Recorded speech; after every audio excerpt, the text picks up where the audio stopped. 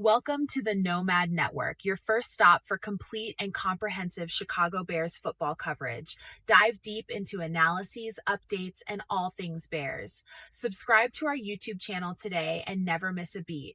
Thank you in advance for your support. We promise to bring you the best because together we're unstoppable. Go Bears!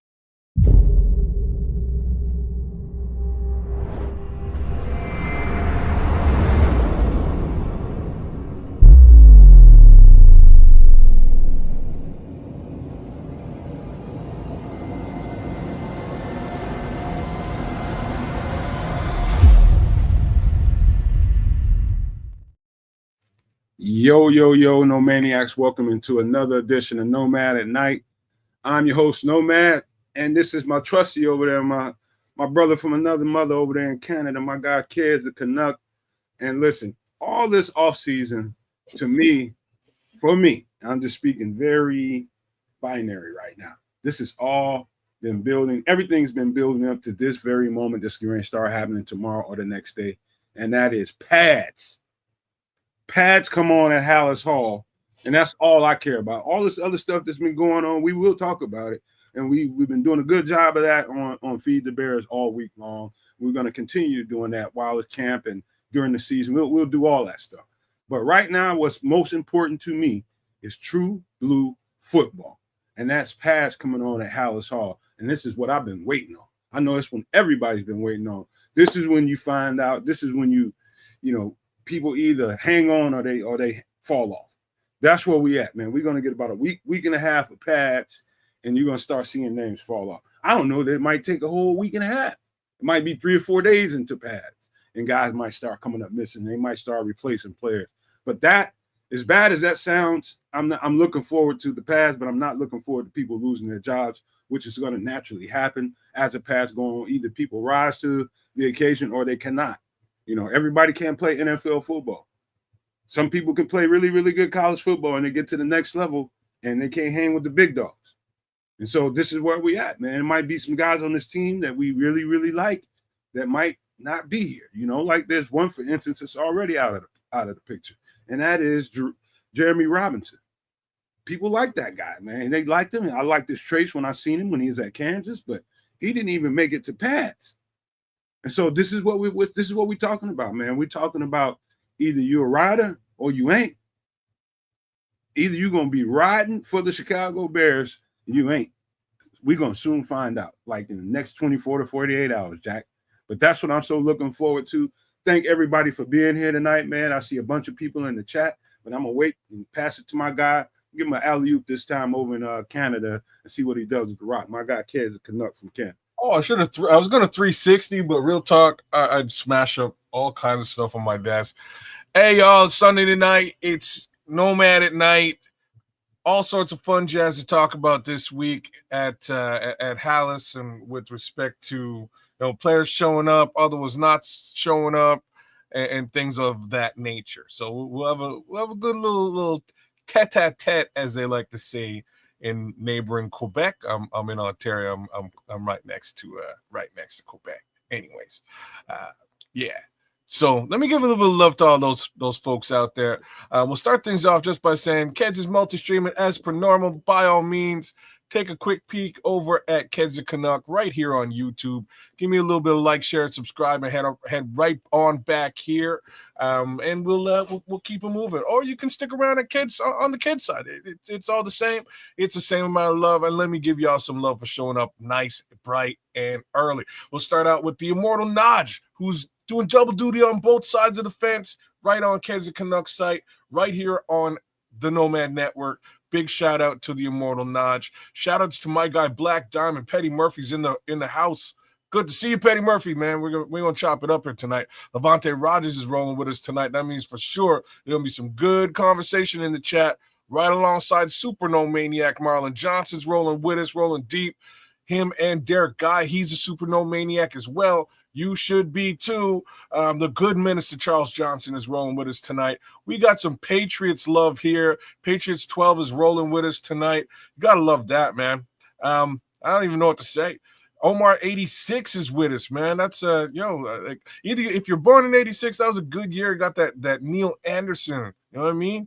That's some real running back, legendary running back conversation right there. 86, huh? Huh? Yeah. 86, huh? 86, bro. Neil Anderson. You gotta keep that in mind, right?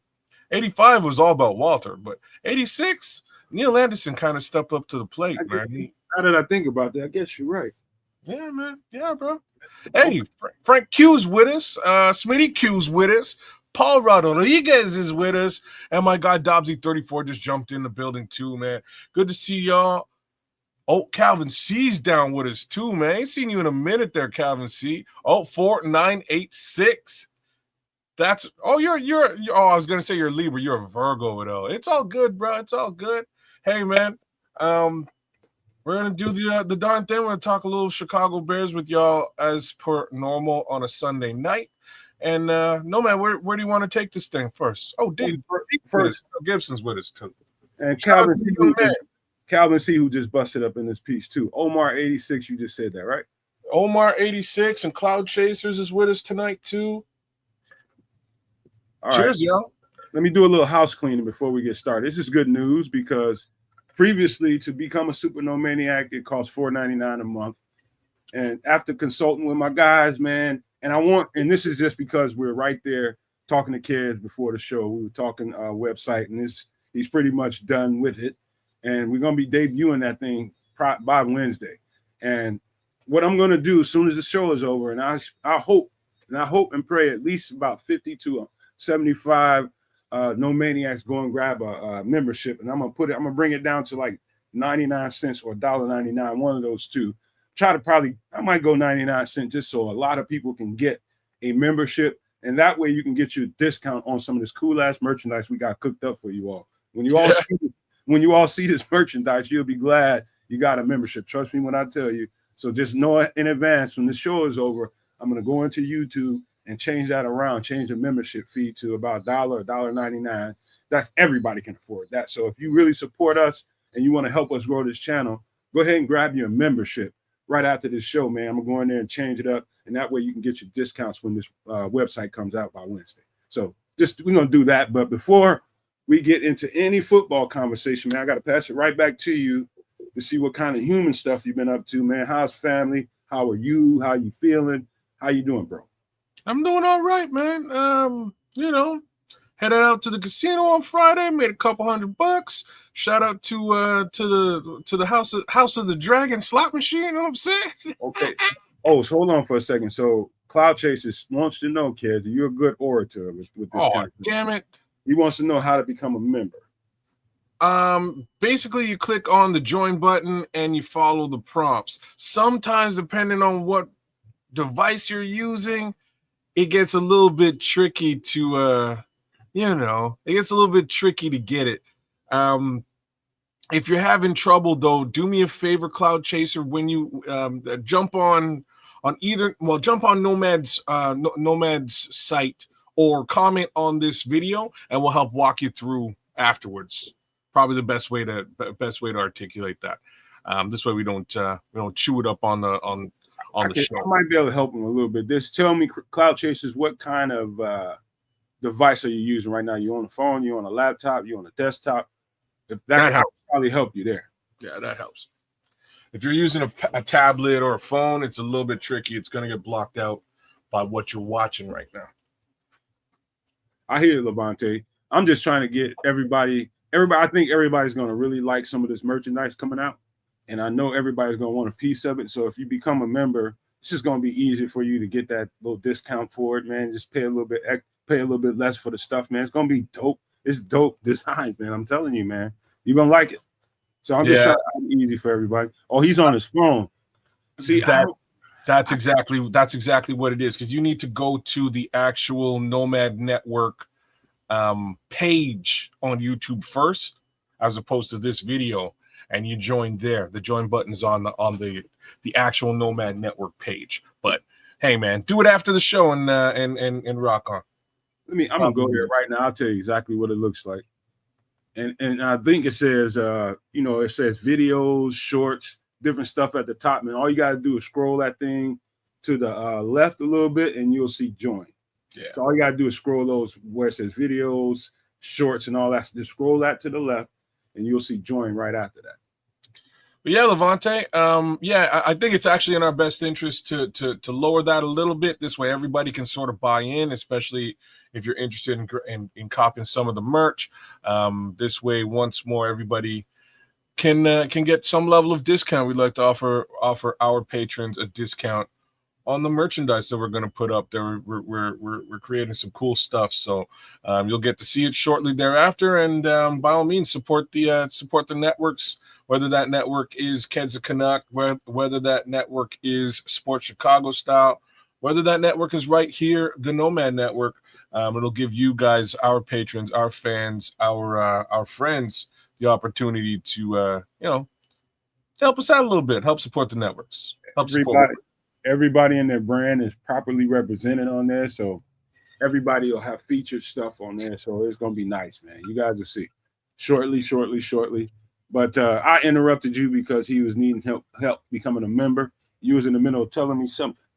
I was just shouting out the House of the Dragon slot machine. That was all I was doing. So there's that. Headed off. We just got a brand new Hard Rock casino here in town, so headed out there. It was super fun. It was pretty cool. Outside of that, I did a whole bunch of work on this website trying to get things up.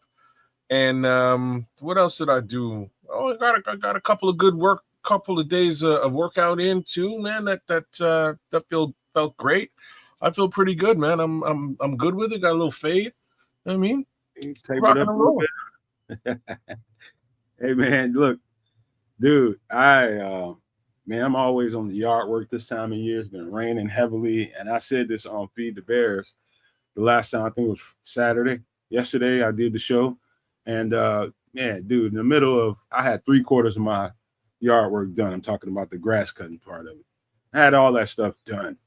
Man, I get to the pretty much halfway through my front yard, and my lawnmower just went dead. Just completely dead. It's a battery powered lawnmower, so it's not like, if it's anything wrong with it, it's something with the propellers, the blades, or something like that, or the batteries are no good, something like that. But it just went dead on me, and my yard looks like somebody remedial lives here. It's just bad looking, bro. I gotta go out and borrow and do what I need to do to get me a lawnmower, man, and get this thing back the way it needs to look. It's awful looking out there front, man. It just looks bad. I don't like it, man. I gotta get a Black Jesus drop for you sooner or later. One of these days. Man. But this man's always out there in his garden, in his yard, doing some kind of work. Hey, man. Yeah, I avoid that like the plague. I was actually real talk. I was actually out in my yard and my garden this weekend doing stuff, but I don't tell people about it. You know what I'm saying? You realize what I'm trying to do? I'm trying to get you to vibe with me, man, so you can look at this stuff as a physical workout, man. You have no idea if you take a certain approach to this, man, your body is gonna change on you overnight. This is prime time to go get it. You know what I mean? I'm looking forward to them sweats. I'm looking forward to it, man. Sweating out these toxins, keeping my body weight where it needs to be, feeling good afterwards, and I reward myself with a nice fruit smoothie afterwards. So it's great. It's great, man. I absolutely love it, man. It's torturous when you're doing it, but when you're done, man, the rewards, you feel your body just reaps all the reward. You actually feel different when it's over. Well, I respect it. I also hate it. So there's that. I'm teasing. I don't hate it that much. It's something hey, the Crooked Commish just came through. Shout out to Crooked. Hey man, yeah, I it's funny because I got out there on Saturday. Before I went out with the wife, I got out there on Saturday and I got in my garage, started working out, did my thing, and then before I went and did my shower, I was like, you know what? Let me go take care of this yard business. So I got all that done too. It was all just one move because I was already kind of in my workout mode. I just did it. You know what I mean? Just hit the gym, bro. Not burn like I'm so with you, dog. You know what I'm saying? Like that was really where my mindset was. I just, you know what I mean? I just hit my weights, hit my little setup here, and because I was already hot, sweaty, and stinky. I was like, man, we get into these weeds, and I'm hacking down these weeds and all that, like Indiana Jones and shit. But anyways, that was it for me. I had enough of that. Went up, took my shower, and called it a day, man. But yeah, man, one more again. Shout out to the Hard Rock Casino for this weekend. Thank you very much.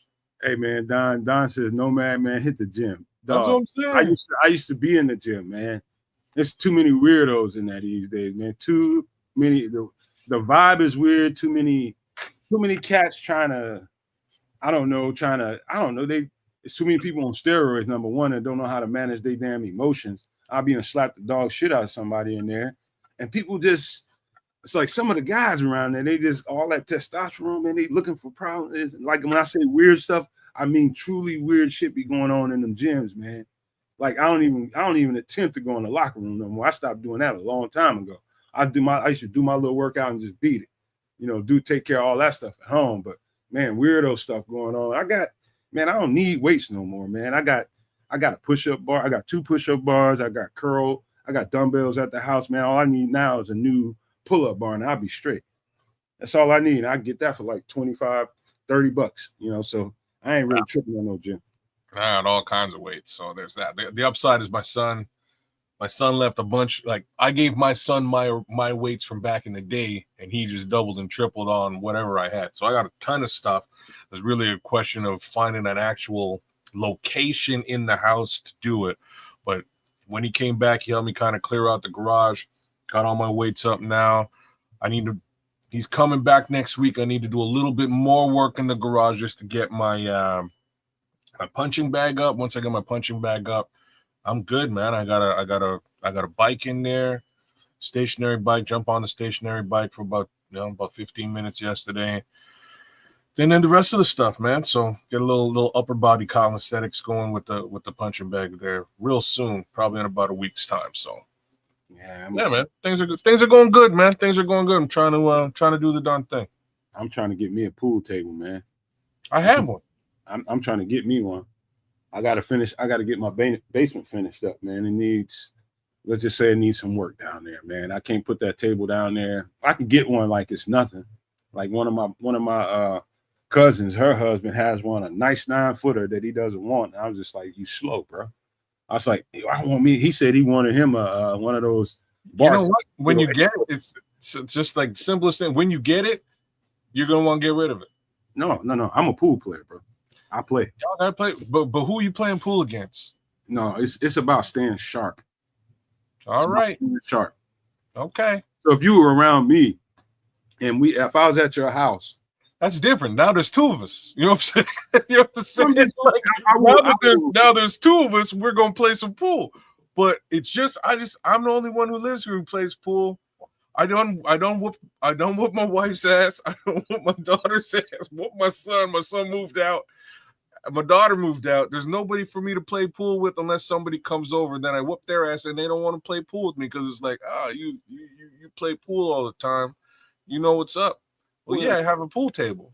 Don is in this chat. He's from Detroit. Now he knows. I know people in Detroit, man. I know how they go up there, and it's not that much different than Chicago. Pool is like a religion for us, man.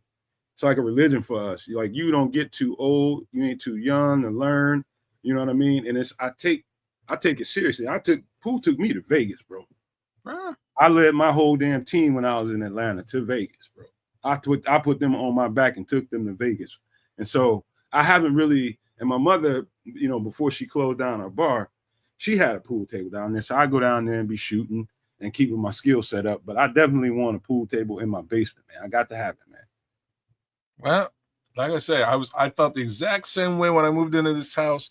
I found a pool table for $600. Hollered at this guy on it was like something like anyways, hollered at him. Went and picked up this pool table. When I got there, I was like, you know what? I'm only pay $250 for this. And he was like, I just wanted the F out of my house, bro. Just like exactly what he said to me. I was like, oh, okay. So I gave him $250 instead of $600. Took this thing home with me. And great deal. It looks awesome I actually have it in my upstairs living room. It looks great in the house, but real talk, we never use it.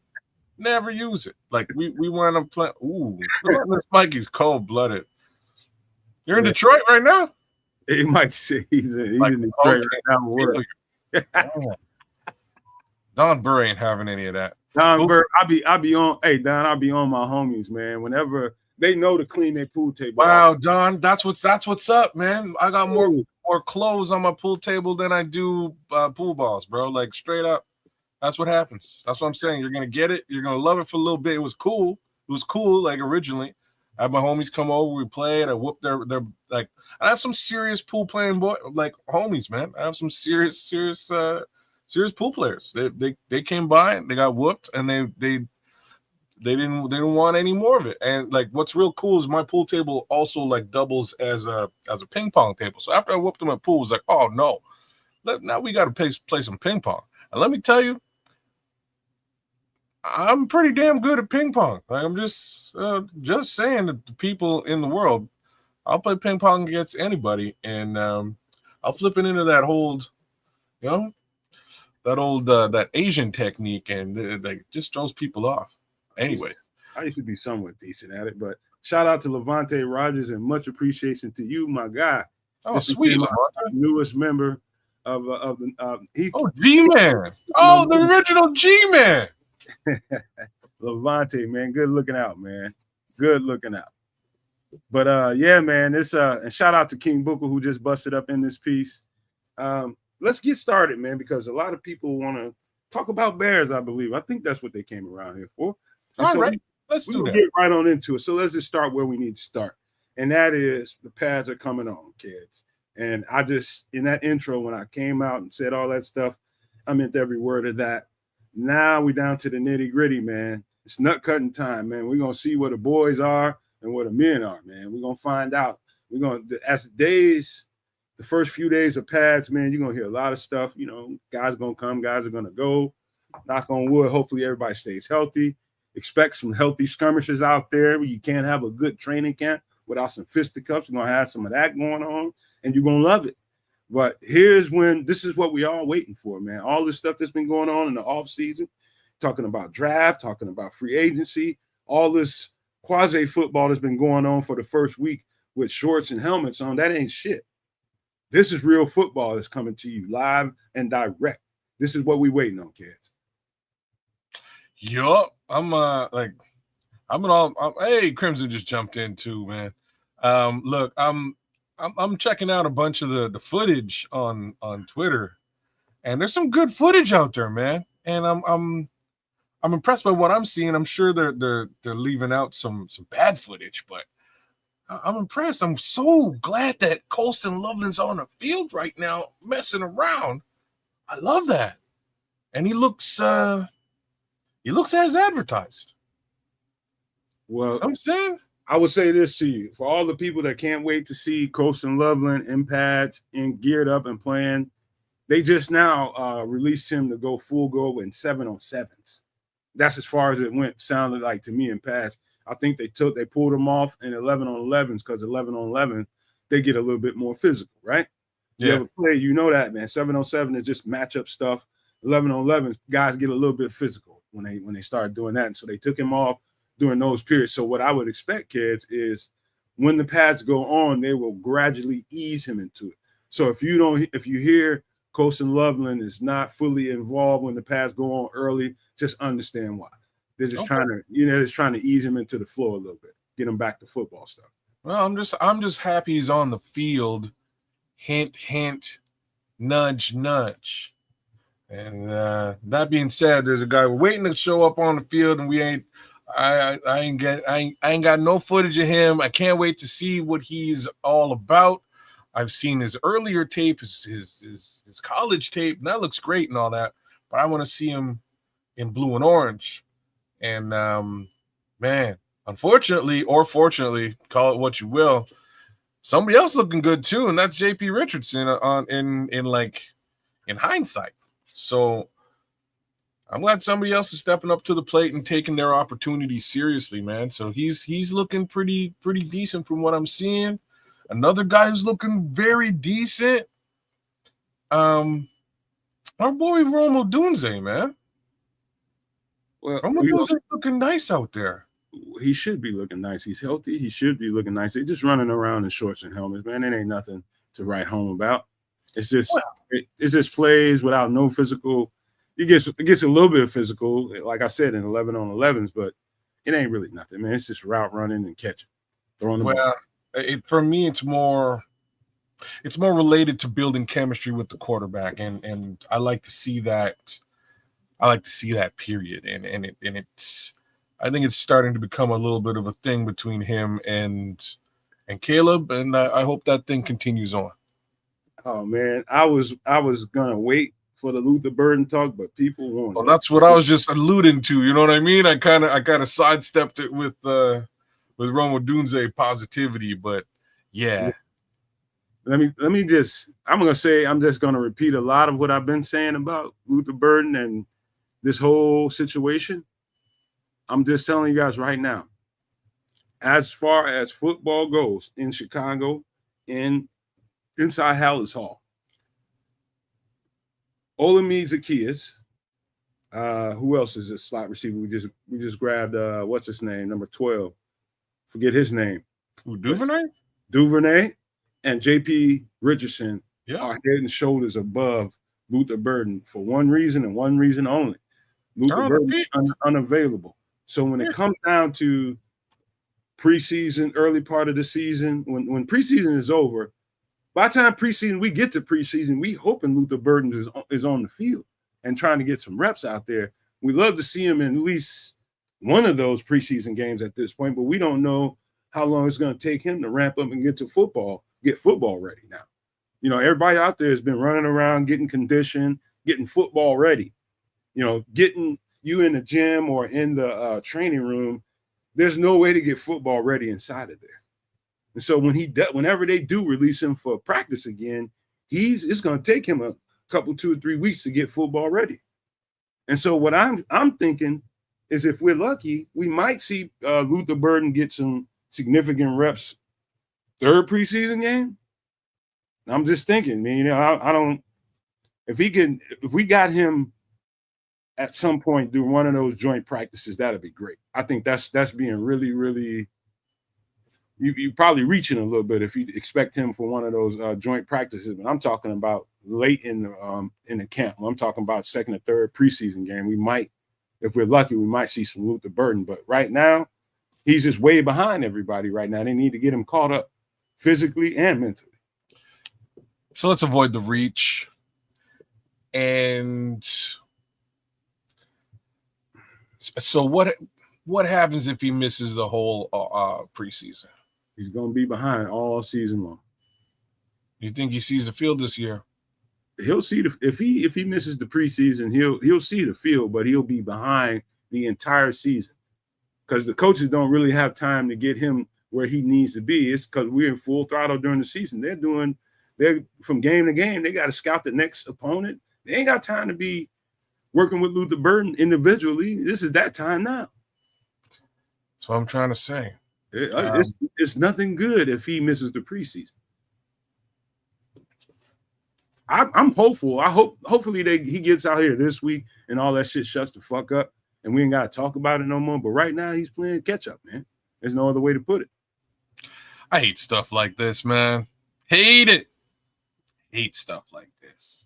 Well, what can you do? Speaking of stuff like this, though, I guess Karan Amagaji. Well, let me get there. We got to talk about Luther a little bit more because I think it's a lot of people in the fan base that want to, you know, and I told you guys, and I don't know if I might have took it too far, but I just told you guys what I really genuinely think when I seen him on this video that he made, that he did 3 weeks ago that came out this week. He looked like a player not physically ready, like football players are supposed to be, especially a receiver and a DB. You're supposed to be physically diced up. He didn't look that way to me. And I might have been overreaching when I said that, but that was just naturally what came over my instincts. He didn't look ready. That's just what my instincts told me, kids. And a lot of people didn't like the fact that I said that. Like, man, no, you just coming up with shit. Like, what are you talking about? I'm just telling you what my instincts told me My football instincts told me about that football player. He just didn't look ready to me. And that's just, that's how I feel about it. So quietly, I don't know that he's just not ready to go. It could be exactly what they said. Some kind of, excuse me, soft tissue injury he's got going on that he retweaked or something. Hopefully it is that. But if it's what I think it is, I don't like that, man. Him not being ready to play football. Probably bang. Like when you brought it up, I was not about to argue with you. It makes so much more sense to me that that's what we're dealing with here. And, maybe give the kid a couple of weeks just to get back into football shape and on the field. I hope that's the deal. Because, again, you miss 2 months of football, miss 2 months of practice from May in towards July. And I can understand you being a little bit out of football shape. So get your workouts in. Do what you can to get back in, back at it and get on the field again. I can only speculate that alone is going to take a little bit of time to get him back where he needs to be. So, unfortunately, it's going to be a little bit of a patience situation for all of us involved, definitely for him as well, because I'm sure he wants to be on the field. So, that much I'll give it. I'm just not. I don't know. I just want to see. I just want to see what we have in this number 2 pick right now. Is really, really, really where my headspace is. I say number 2 because he was the second one that we selected in this year's draft. But I want to see him. I want to see what he looks like on the field. Right.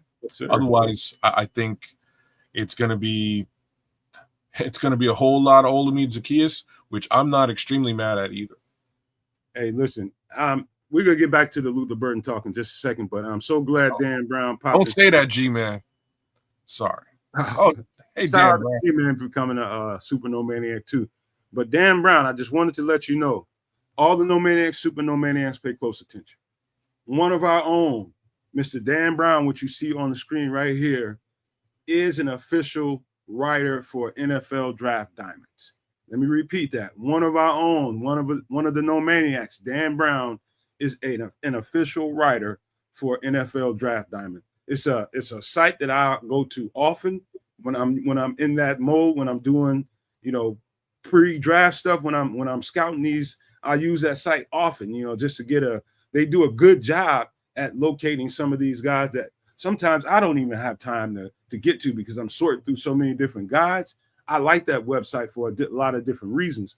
But Dan Brown, he's been communicating with me on Twitter, and he let me know that he got a job working with those people. And I looked at one of the articles. I think one of the articles was about how jerseys cost as much as a mortgage note. You know what I mean? You're talking about $350 jerseys. Some of them are out there at that price. I didn't realize the price of jerseys went up that high.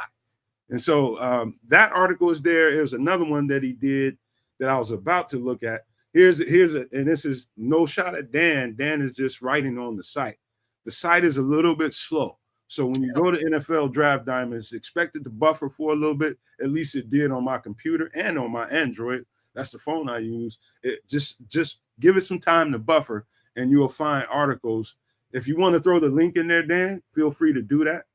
Any of the links to those articles that you have, feel free to throw them in the chat, and we'll highlight them on the show. But one of our own, Dan Brown, is officially writing for NFL Draft Diamonds. I think that's dope shit, man.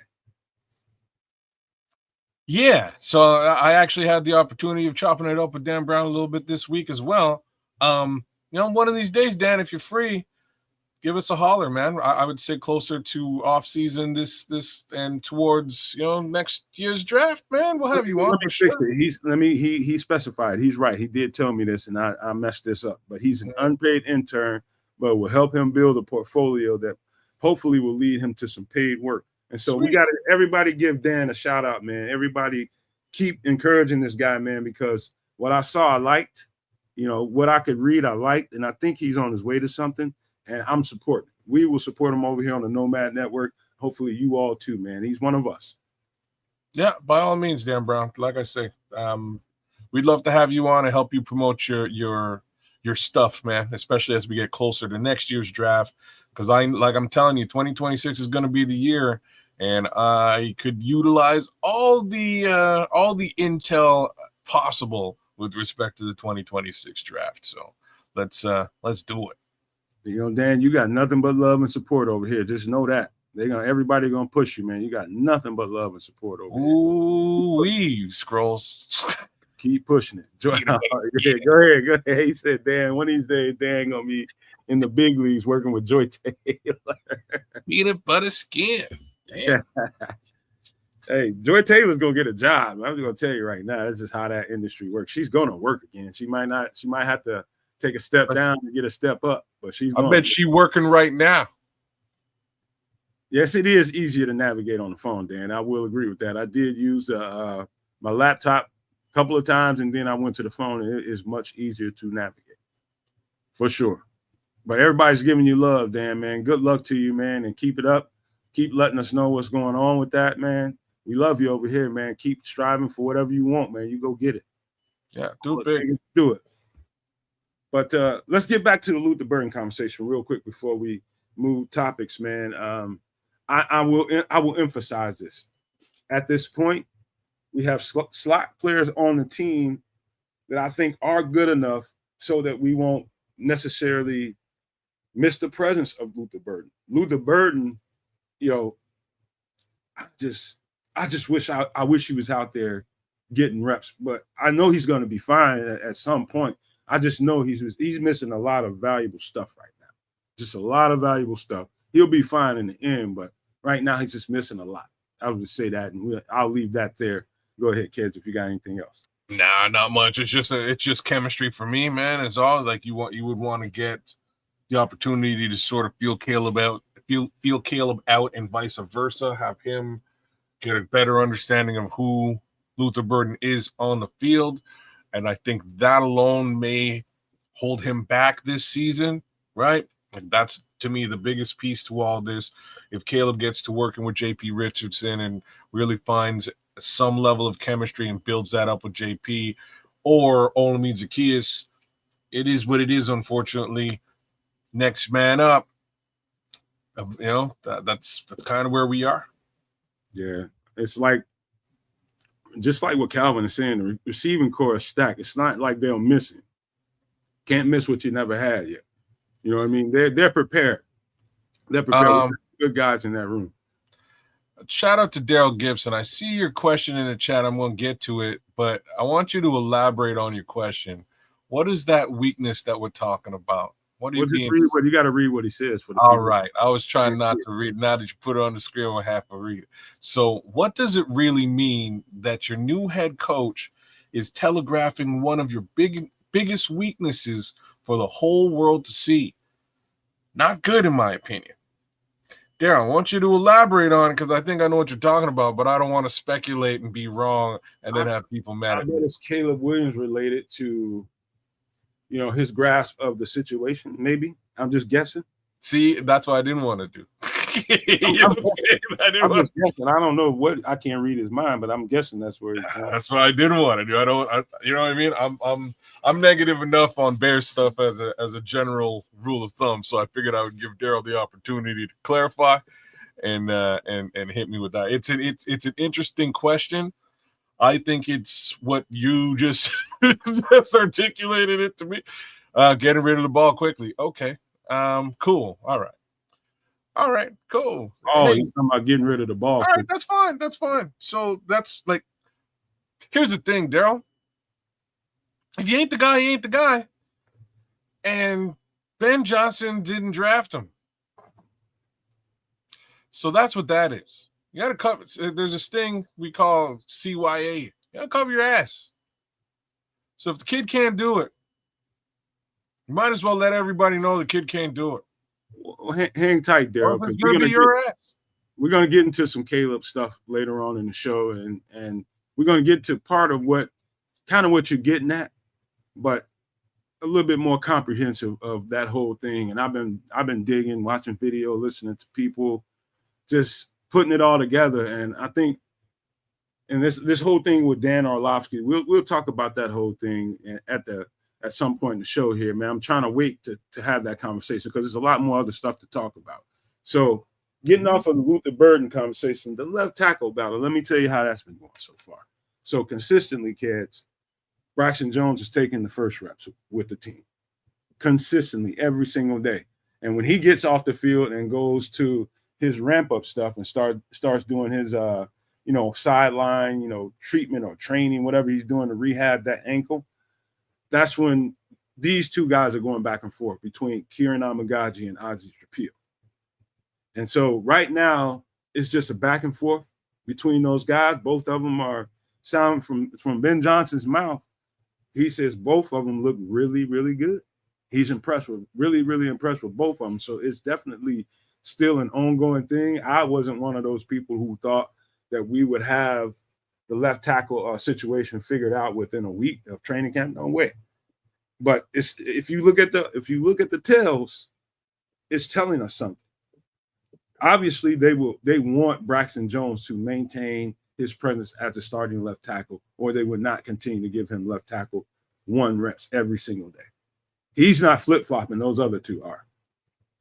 So I'm going to counter you on this one. So remember that they spent the better part of the last 2 months evaluating the 2 left tackles. They weren't in pads, but they got to see them. They had no opportunity to see Braxton Jones. So this is a little bit of makeup for that as well. I think they needed to give him the benefit of the doubt to come back into his role. That's a role, that's a job for him to lose as opposed to anything else. You got to see the man in his role and make your decisions in that respect, as opposed to, leveraging the 2 months that you just spent with the other 2 guys and leaning towards them.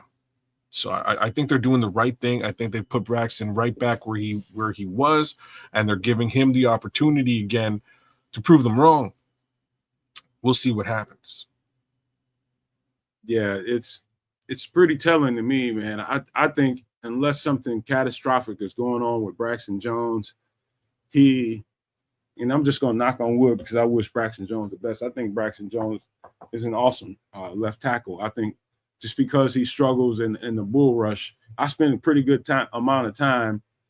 I don't know if it sounded like I was putting Braxton down at the end of the season, but it was clear and obvious to me that they could upgrade at the left tackle spot, man, because it was obvious that at a certain point, this is true when Justin was here. It's true now that Caleb is here.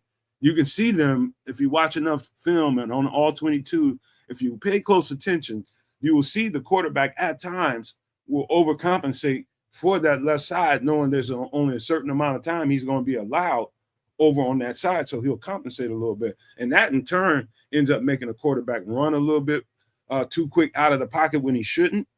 And sometimes Braxton actually had it under control, but they felt a little bit of pressure and they just it's gone. So that kind of stuff affects the fundamental operation of your offense. And so I was hard on Braxton Jones in the offseason, and I'll stay hard on him. But at the same time, I am acknowledging that dude is a hell of a left tackle. Just telling you right now, outside of the fact that he can't anchor well in a bull rush, if anybody in this world can tell me something else Braxton Jones is terrible at, I give them $1,000 of my own money right now. That's how good he is, man. He's polished. Look, I can't do any of the stuff you're doing right now. I can't do it because they just went through 2 drafts and spent a 3rd rounder and a 2nd rounder on his replacement. It's contract time, right? Like these are the 3 issues that I have. It's got much less to do with the stuff that you just said. Like you're saying he's a decent left tackle, and I agree with you, right? In that regard, I agree with you. But they already burnt the capital to replace him twice over. So if somehow these 2 guys can't step it up and grab the brass ring, we just wasted a 2nd, we wasted a 3rd, and we got to pay this guy. It's like all 3 of them things. So I don't think we wasted him, kid. I think what's going on is at the end of the day, Ben Johnson, he wants to win. His resume is on the line. He's batting 1,000, and he wants to continue to bat 1,000 close to it. He's going to demand that even if Ryan Poles has ideas about sending Braxton Jones away from here in the offseason, right now we got him. And if we got him right now, we're going to fucking use him if he's the best tackle on the team. And if that happens to be the case, all it does is kind of delay, the up and coming of one of those two guys a year. They'll get chances. They just won't get used in the way that, a lot of people thought they would. If Braxton Jones is the best, he's the best. Yeah, but the problem is the money, bro. Right? Deal with that in the offseason. Say again? Deal with that shit in the offseason. But you can't. You know what I'm saying? So if you don't sign Braxton, if Braxton Jones starts and he has a fantastic season, you need to sign him before he becomes a free agent or you lose him to somebody else with big money. That's how that works. This is exactly where, like, you know what I mean? This is exactly where we are in time. So it's do or die. You either pay this guy in season, lock him down, or you don't. And if you lock him down, you wasted a second and a third. That's what I'm saying. It's a sticky situation we're in with that left tackle position. Here's what could possibly happen here. This is just a possibility. There's a solid chance. I would just say solid. I wouldn't say great or extremely good chance.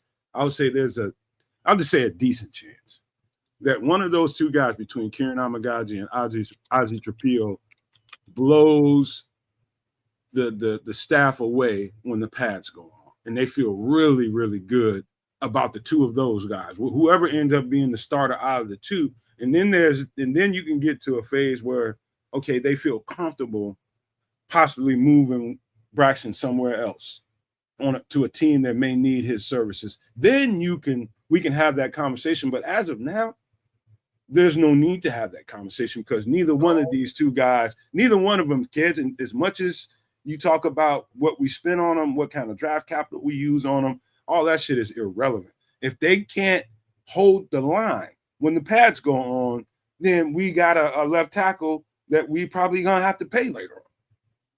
No, my point is we gotta pay him now. Now is the wrong word to use, but I mean in season this season, or you lose. Look, okay, let me paint it the other way. So Braxton Jones wins the job. He retains the job. He's the starting left tackle. He starts for the Bears for the rest of the season, has a fantastic season. At some point, you have to make a decision as to whether you trade the guy for capital elsewhere or you pay him or you lose him. Well, you're moving too fast, kids. That's all I'm trying to say. Say what? I think you're moving too fast as far as your mind, the way your mind. No. It's not. I'm not. I know you're trying to get around paying him a hell of a salary if you have to pay him if he has a good season.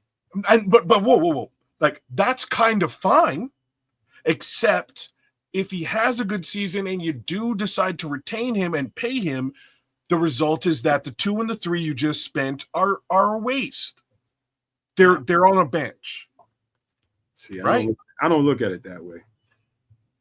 I don't look at it that way. It's never a waste because you have depth. Depth is great, but you don't really want second round pick depth. You want second round pick starters. Potentially you want third round pick starters, not third round pick depth. I understand where you're coming from, kid. You know what I'm saying? Like you want, like that's what those early picks are for. You develop a guy, he sits on a bench, he gets better, 4th, 5th, 6th, 7th round, undrafted free agent, and he winds up starting like Charles Leno. Like that's what that's supposed to be. But you don't spend a second round pick for a guy who sits on a bench or third. At least that's not what you're supposed to be doing. That's what I mean by a waste. That's what listen to what Paul is saying. Just read what he says, kids. Good depth, it's what top teams have. Yeah, but top teams have second round starters. Top teams have third round starters. It doesn't always work out quite that way, kids. And in that respect, I kind of agree with you. but we need it to work this way at the left tackle position. There's certain, you know what I mean? There's, if we're talking about a wide receiver, okay, we've got wide receiver depth. Okay, we've got cornerback depth.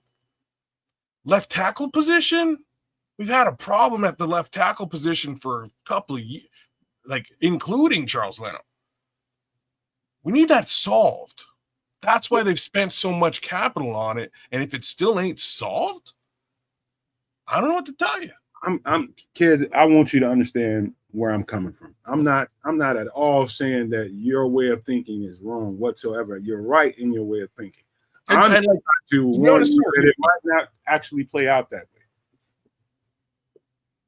That's all I'm saying. That's all I'm trying to say. I'm just saying that I just don't know what you do. I don't know what you do if Braxton Jones is the starter, and even moreover, if he's improved. If he's improved, you got to figure a way to get him out of here and get capital for him, which is okay. That's a good thing. But by that point, hopefully one of these two guys has stepped up to the plate and can take the role. Might give him a couple more months to get acclimated to the system, figure things out. I don't know. But moral of the story is, I want to hear that Ozzy Trapillo is the guy. That's basically that's the moral of the story, or that's what I want to hear. I get it, man. This is what, I'll say this, man, and then you can give me your feedback on it. If I'm inside House Off, I'm running an operation, and I'm in that mindset that you are in, and knowing if I'm talking to Ryan Poles, he's upstairs, and what's the plan here? How do you want this thing to play out? Because we can kind of predicate what we do in the preseason. And I'm talking about preseason and also these joint practices around giving these guys all the looks that we can get. We don't really need to see Braxton Jones in the preseason. We don't. We know what we have. No, he's hurt, but brother, he just hurt himself. So you kind of need to know. I'm not saying that they will throw him out there just strain test his ankle and see how well he operates out there after the surgery. They have to.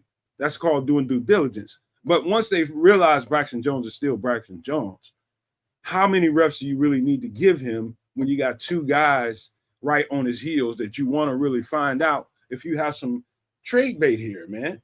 You want to see if you got something that you need to do. You got some capital here.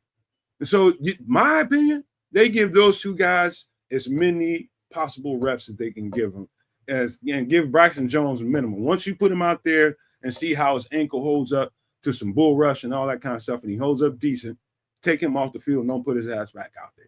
That's the way I would be looking at this thing if I'm inside that building. How do you think about that? No, I hear you, and that's kind of what we have to. That's kind of where we are, and what we have to see. I want to touch on what Levante just dropped in the chat. So Levante's saying, let's start rooting for Ramagaji as well to win the job, too. And there's a reason why I didn't specifically go with, I want either one of these two, the two or the three to go. I went straight up to Ozzy Trapillo. And no, man, do you want to tell him why? Do you know why? I don't. Karan's hurt, y'all. Karan's not hurt. Yup. He went off the field. That don't mean he's hurt. Might have just twisted an ankle a little bit. Well, let's hope he's out there on Monday this week. Let's hope he's out there this week. I'm under the impression that he's hurt. I did a little bit of research and reading on that this weekend, and that's what I'm hearing. That's exactly what I didn't hear. It was very vague. He came off the field with a trainer, but when listening to Ben Johnson talk about it, didn't sound like it's something they were worried about at all. Well, you'd be less worried. He's got two other left tackles to evaluate. But I'm a little bit worried about Karan's ability to to continue to compete for that job if he isn't around, if he's not at practice. So there's that. And Levante says, "I know why you said what you said, kid." Yeah, I'm just saying. I heard he's a little bit hurt, bro. That's what worries me. Hey, optimally, you draft a guy in the second round to play tackle, and you're giving him left tackle reps. That is Ozzy Trapillo. he should have a glide path to a starter if he can earn it. If he can earn it, if he can get out there and blow these guys away and really be stout, like I saw him in college, there's no reason in the world why we're. I just like, man, I come from a way of thinking with football kids that like you're talking about, okay, hurrying up to the point of what we need to do with Braxton Jones. I think of it as having all that quality depth because I know how often those guys have to come off the field during the season. And I'm tired of being the team that, when a key guy gets hurt, we fall the fuck off badly. We've seen that one too many times over the course since I've known you, bro. Since I've known you, and I ain't talking about the years before. Since I've known you, all it takes is one key guy to come up missing because you don't have the proper depth, and everything falls to the shit house, bro. I'm tired of seeing that. Now we have a little bit of a surplus, and I like it. I'm a hog right about now. I want to keep it. That's just how I feel about it because I've seen all hell break loose when one key guy goes down. You kind of feel what I'm saying, kids? Well, yeah, but, the but is that we've got a third rounder in the wings too, right? So we have some depth there as well. Like that's what I'm saying. Like we need the number 2 or the number 3 to be that guy is where I'm at. And I mean, second round to third rounder last 2 years. They need to step into this role. We need to have that left tackle position locked down. It needs to be solidified, and we need to know that it's solidified. Caleb needs to know that it's solidified due to exactly what you were saying earlier on, or else he's going to be shucking and diving and ducking out of the pocket because he's worried. And that's what we're trying to avoid. Like, let me say something else though. Like, I have a strange feeling that just the presence of Joe Thuney is going to make so much of that left side better. But we got to get there. Somebody's got to take the reins here. We got to know who it is. And if it winds up being Braxton Jones, damn it, just pay the guy. Pay him now. You never know. Pay him soon. Never know. Oh. But that's a whole other conversation, man. Let's get to another one because this can go on for the next 20, 30 minutes, I'm sure. But we're going to move it like we do, man. We're going to move the rock, man. Where we going? So we're going to go to the running back room. And so This is Minister Charles talking about when he says the pads come on Tuesday. I don't see how any opinions are valid before that really starts. This is where that makes sense to me, especially for the running back room. All this stuff about, how good Kyle Monunga is looking and this running back, that shit don't mean nothing, man. They ain't got no pads. Ain't nobody hitting them. Don't want to hear all that shit. Don't want to hear it. It's just people want to hype. Don't mean nothing. You can see some stuff when you got helmets and shorts on, but really, I mean, like technical stuff. You can see some of that kind of. Can they get to their right alignments? Can they get set up in their proper blocking formation? Can they hit? We'll find out when they put the pads on. Can they hit aiming points with some authority? All that kind of stuff. And what happens when people put pads on them? And so we don't know what we have until the pads come on. And I've said this at the very beginning of this offseason, since we got Kyle Monunga, I believe this. Now that I found out that Ian Wheeler is coming back and he's going to be a full go for training camp, I do believe this. I think it's Roshan Johnson talking about RB2. I think it's his job to lose, but I believe it's going to be some close, contested stuff going on for that running back too, just based on what I'm hearing so far, man. I believe that. I believe it's still going to be a Roshan Johnson is not, unless he just runs away with it, it's going to be a fight. I expect it to be for sure. Because look, Roshan Johnson makes it onto the field mostly for his pass protection capabilities. That's my 2 cents on that. I think Kyle Monunga is going to give him a run for his money straight up in pass protection. The kid looked like, take a look at his highlights. Take a look at his film. He is a pass protector. as a little tiny dude. He's a little tiny dude, little muscle hamster, but he gets after it. He wants to knock a man's head off, and I've seen him do it on a couple of occasions, and I was like, yo, wow. Okay, you take pass protection serious, and I like it.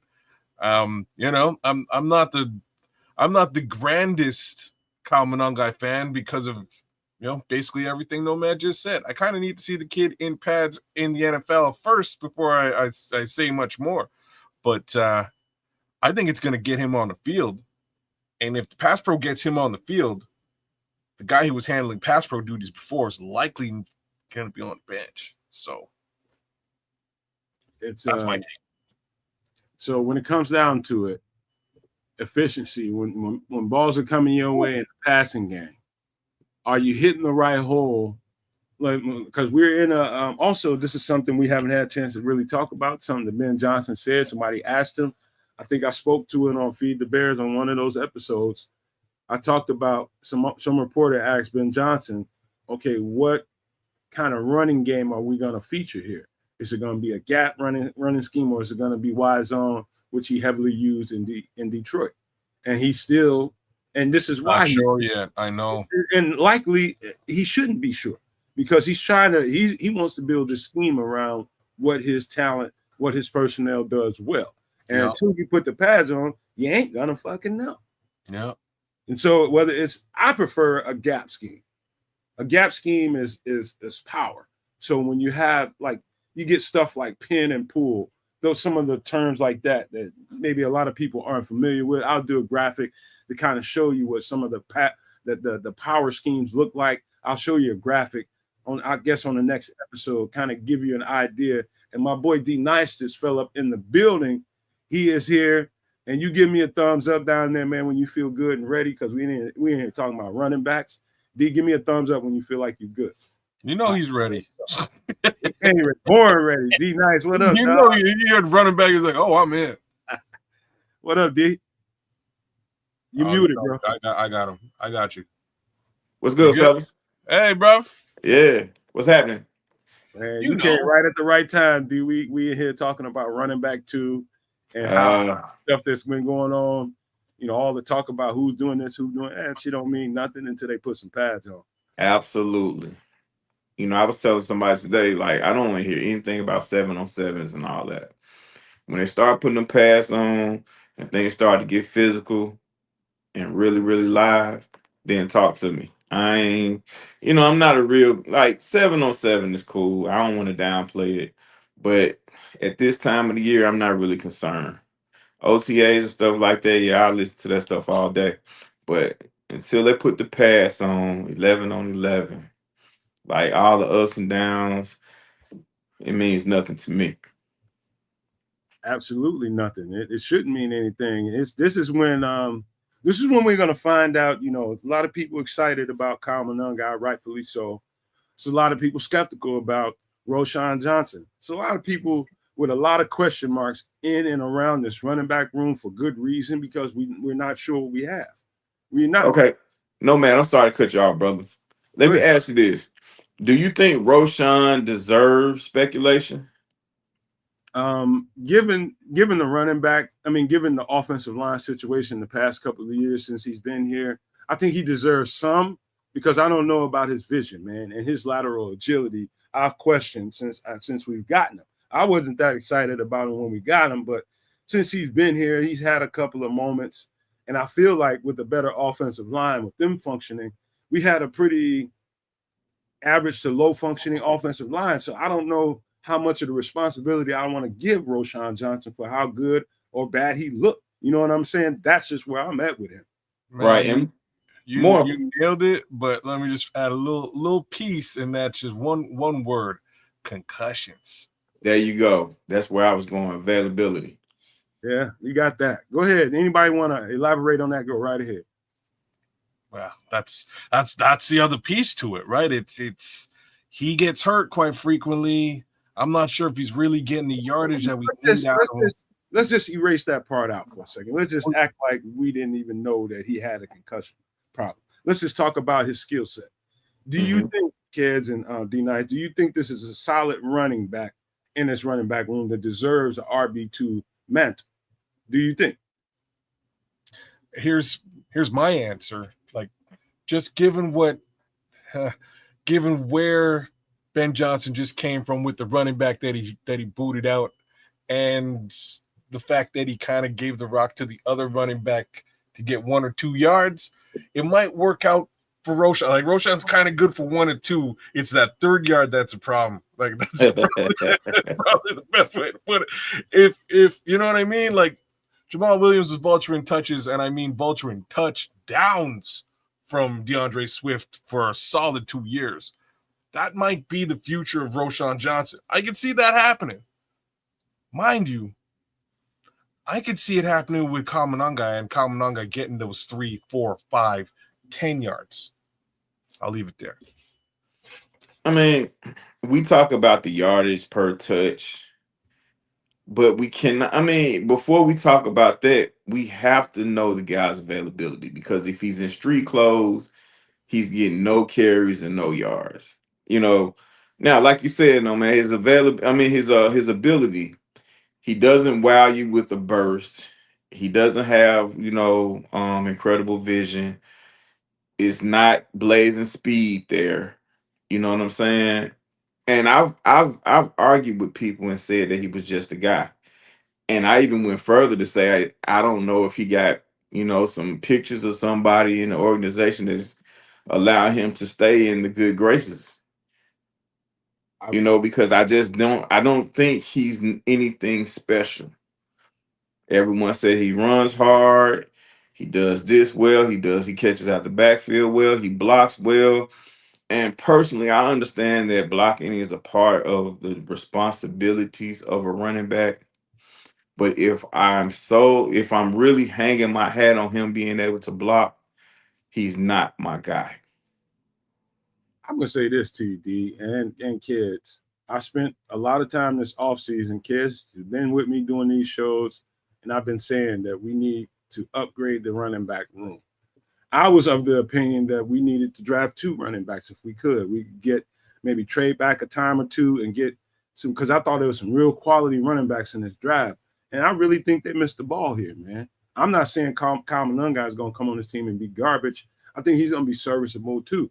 But to give him this, this a lot of people giving a lot of hype to Kyle Manunga, and I studied this cat, man, and I'm telling you, he's a serviceable running back too. And so yes. I'm still in the neighborhood of we can still upgrade this running back room somehow, some way. If we can, we should. I'm not thrilled with what we have, bro. I'm just not. And I hope they prove me wrong so I can shut the fuck up. But I don't feel like I right now. You sound like me, man. You sound like me, because my little 2 cents on this one is something weird, something funky went down in this year's draft. And the funky weird thing was the Patriots, who have a fantastic running back, Ramondre Stevenson, super good back, jumped up and grabbed Travion Henderson for really no good reason. Like, they're going to have a running back room problem real soon. They only have tight ends on that team. They did get a couple of wide receivers this draft too, so I'll give them. They had a solid draft. But one would have thought that a certain Mr. Burton might have wound up in New England, whereas a certain Mr. Henderson probably should have wound up in Chicago. It's just not how it went down.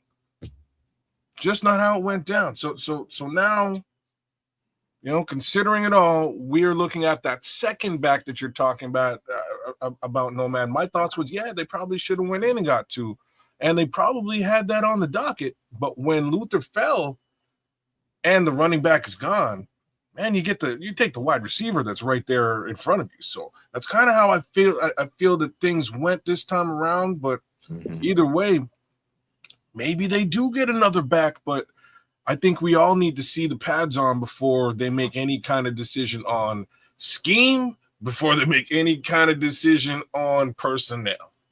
One thing I would throw in there before you go, D Nice, the offensive line and its functionality, how well they operate, how well they gel, how well they come off the ball, and how good they come together as a unit. This preseason and this season can make who we think are serviceable running backs look better than average. You know, so we have that going for us on our side if that comes together the way it should. And so that's why I haven't gone completely off the deep end. That's one of the reasons. It's because this line could come together very well. They can be getting on people's ass, and these running backs could really feed off of that. Agreed, man. We all know what the offensive line means to a running back, but we also know that we've seen special guys with not so great offensive line still take Yes, over sir. football games. We've seen that. Now, Kez knows that when the season ended and we went through all the draft stuff and all of that, I was front liner for Ashton Genty. But we were line of sight on that one, bro. You? I was front liner for Ashton Genty, and I prayed that the Raiders, did me a solid and looked past him so we can get him. But when that didn't happen, I was like, okay, I'm just going to, whoever we get, I think we'll be cool because it was a deep running back class, but I wanted the cream of the crop. I know we will be improved on the offensive lineman, but I still wanted a special guy in that backfield. Not only because it's a part of Chicago Bears mystique to have a stud in the backfield, but we have a rookie quarterback. And next to the tight end, the best friend of a quarterback is a hellified running game. So I do understand why New England got Henderson with the other back they have, because they have a young quarterback. And they can make his job a hell of a lot easier if he can turn and hand the ball off. You know what, D? I was telling these guys the whole offseason, every time we did a mock draft and the Raiders picked at 8, I was just like, ain't no way in hell he getting past the Raiders. I promise you he ain't getting past. And in my mind I knew that too, but I was like, dang, please. It just couldn't, it wasn't gonna work, man. I knew once they let my guy go to Green Bay, I knew they had to get a stalwart running back, man. There was no way. I was just like, man, everybody's just pipe dreaming on this guy. This guy is not getting past the Raiders, man. Everybody's smoking dope. Hey, I was one of those guys, man. I ain't gonna lie to you. Do that, man. I was one of them, man. I was one of them. And I'm not afraid. I'm not afraid to admit it. And people talk about Eric Bieniemy. Listen, we all know who Eric Bieniemy is. He's very good at what he does. But if the guy that you picked in the 7th round doesn't come out to be a gangbuster, that's not Eric Bieniemy's fault. Because I see a lot in the comments of people, saying what Bieniemy can do for this kid or do for these guys or whatever. But listen, if you that guy, it doesn't matter who your running back coach is. It only matters if you're struggling in certain areas and this coach is in charge of trying to get you over the hump. But a lot of times these coaches are not successful with that because the guy that they're coaching is just not it. Man. So, and he's a 7th rounder in a very deep running back draft, right? So you can only hang so much on him as a rookie. I don't know. Fingers crossed. I hope this all works out. But again, to me, it's not the most ideal case scenario. Scrolls. Hey, D Nice. One of our no maniacs, Scrolls, man. I think he went to jail that night. We didn't trade up and get. I know Scrolls. Scrolls is cool, man. Scrolls lost it, bro. I was right. I was real talk. I was right there with you, Scrolls, man. I was right there with you. But hey, what can you do? It is what it is. We got things going in a different manner. I just need to know that it's working. You know what I mean? I need to see this running back room working because they got to take a little bit of weight off the shoulders of the young quarterback, man. He can't. Thomas Brown referred to him as Superman last year. He can't be Superman. He can't be in situations where he's throwing 35 to 45 to 50 odd passes in a game. Like that can't be happening. You don't want that. It has to be a balanced situation. Mm-hmm. And you got to have reliable backs to put the ball, to take that weight off his shoulders. And again, not to take any. I got to give a little bit of love to DeAndre Swift. Hopefully, he's the guy with the improved running back, with the improved offensive line, and hopefully that works out with him. I'm just saying, we didn't see a whole lot of that last year. Hey, hold on, kid. Hey, Scroll's lying. He said he was on a flight, so he was composed. Scroll, stop lying. He was out of jail, man. That fool went to jail though. Draft. The best part is he was on he told us midway through that I don't miss my flight. I missed my damn flight. Oh man, that's too. It was hilarious, man. You had to be here, man. I'm telling you, man. He was going crazy. He was that wrapped into Ashton Genty, man. He lost it, dude. He lost it for real. Yeah, man. I was disappointed, man. I ain't gonna lie. I was like, even though I knew, like you said, man, everybody knew the Raiders was gonna grab this kid, man. But I was just like, please, let's get him. I hope the Raiders don't get him, but you know it is what it is, and it's not it. Us wanting Ashton Genty has nothing. We're not saying anything bad or saying that DeAndre Swift is a bad back or he's terrible or anything like that. But it's okay to want better. Yeah. You know, the situation in Detroit, Ben Johnson gets a lot of praise for the way that offense ran in Detroit with the two backs and things of that nature. But people act like David Montgomery was just some journeyman back that just, looked up and had, what I'm saying, a good year. Dave Montgomery was a stud. His numbers didn't often reflect that, but if you watch him run as a Bear, through the situation he was in, Dave Montgomery got busy. And all you heard was a lot of people say what he wasn't. But if you know football and you watched him run, you knew exactly what he was. Him going to Detroit helped him. It helped him a lot because it gave him an opportunity. Then you match him up with a guy like Gibbs. It was a match made in heaven. And we all know who Jared Goff is. Jared Goff with a running game is a heck of a lot different than Jared Goff without one. Man, hey, I gotta mention our newest Super No Maniac, Levante Rogers, man. Shout out to you, bro. I gotta read this statement so I can respond. He says, all I've been hearing in my years of watching this team is that we need a strong running game and a defense. Things are changing and offenses are changing. This is very true. But at the same time, I have to counter with this, Levante. All you have to do is see how the season played out in Philadelphia and what they ended up with. And that goes to show you that as much as things change, things stay the goddamn same. Stay the same. Exactly.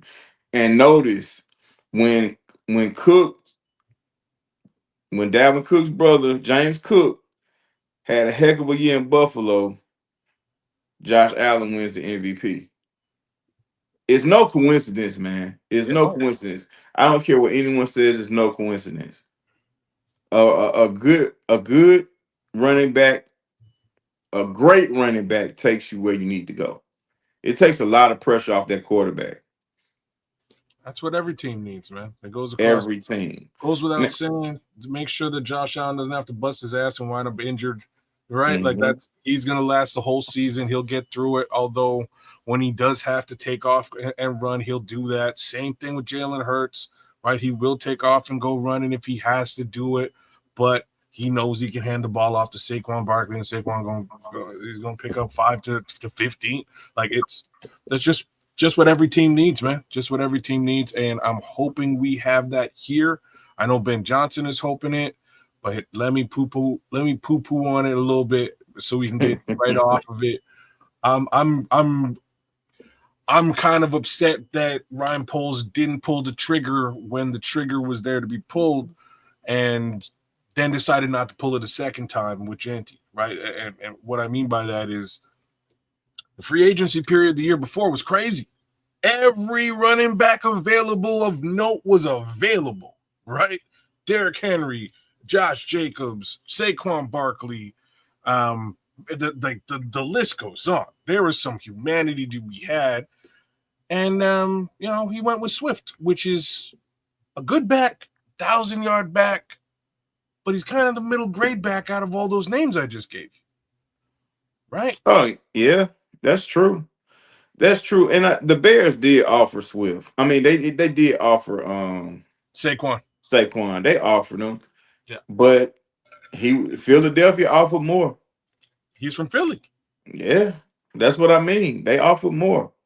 And he's a Philadelphia kid, so the Bears would have had to really overpay for that, and that wouldn't have really bode well, coming from fans and stuff like that. People would went crazy for the amount that they would have had to pay Saquon to bring him here. They would have talked about his injury history, what he didn't do for the Giants, and all this other stuff. So, that the Saquon situation, it's if you just want to be picky, you can come up with something. But the Bears did offer him. Just to get on the right foot, man. Listen, let's just say we had acquired that guy. We'd have made that acquisition to get Saquon Barkley. In no way, no how, no shape, no way, shape, or form. I don't care how you look at it.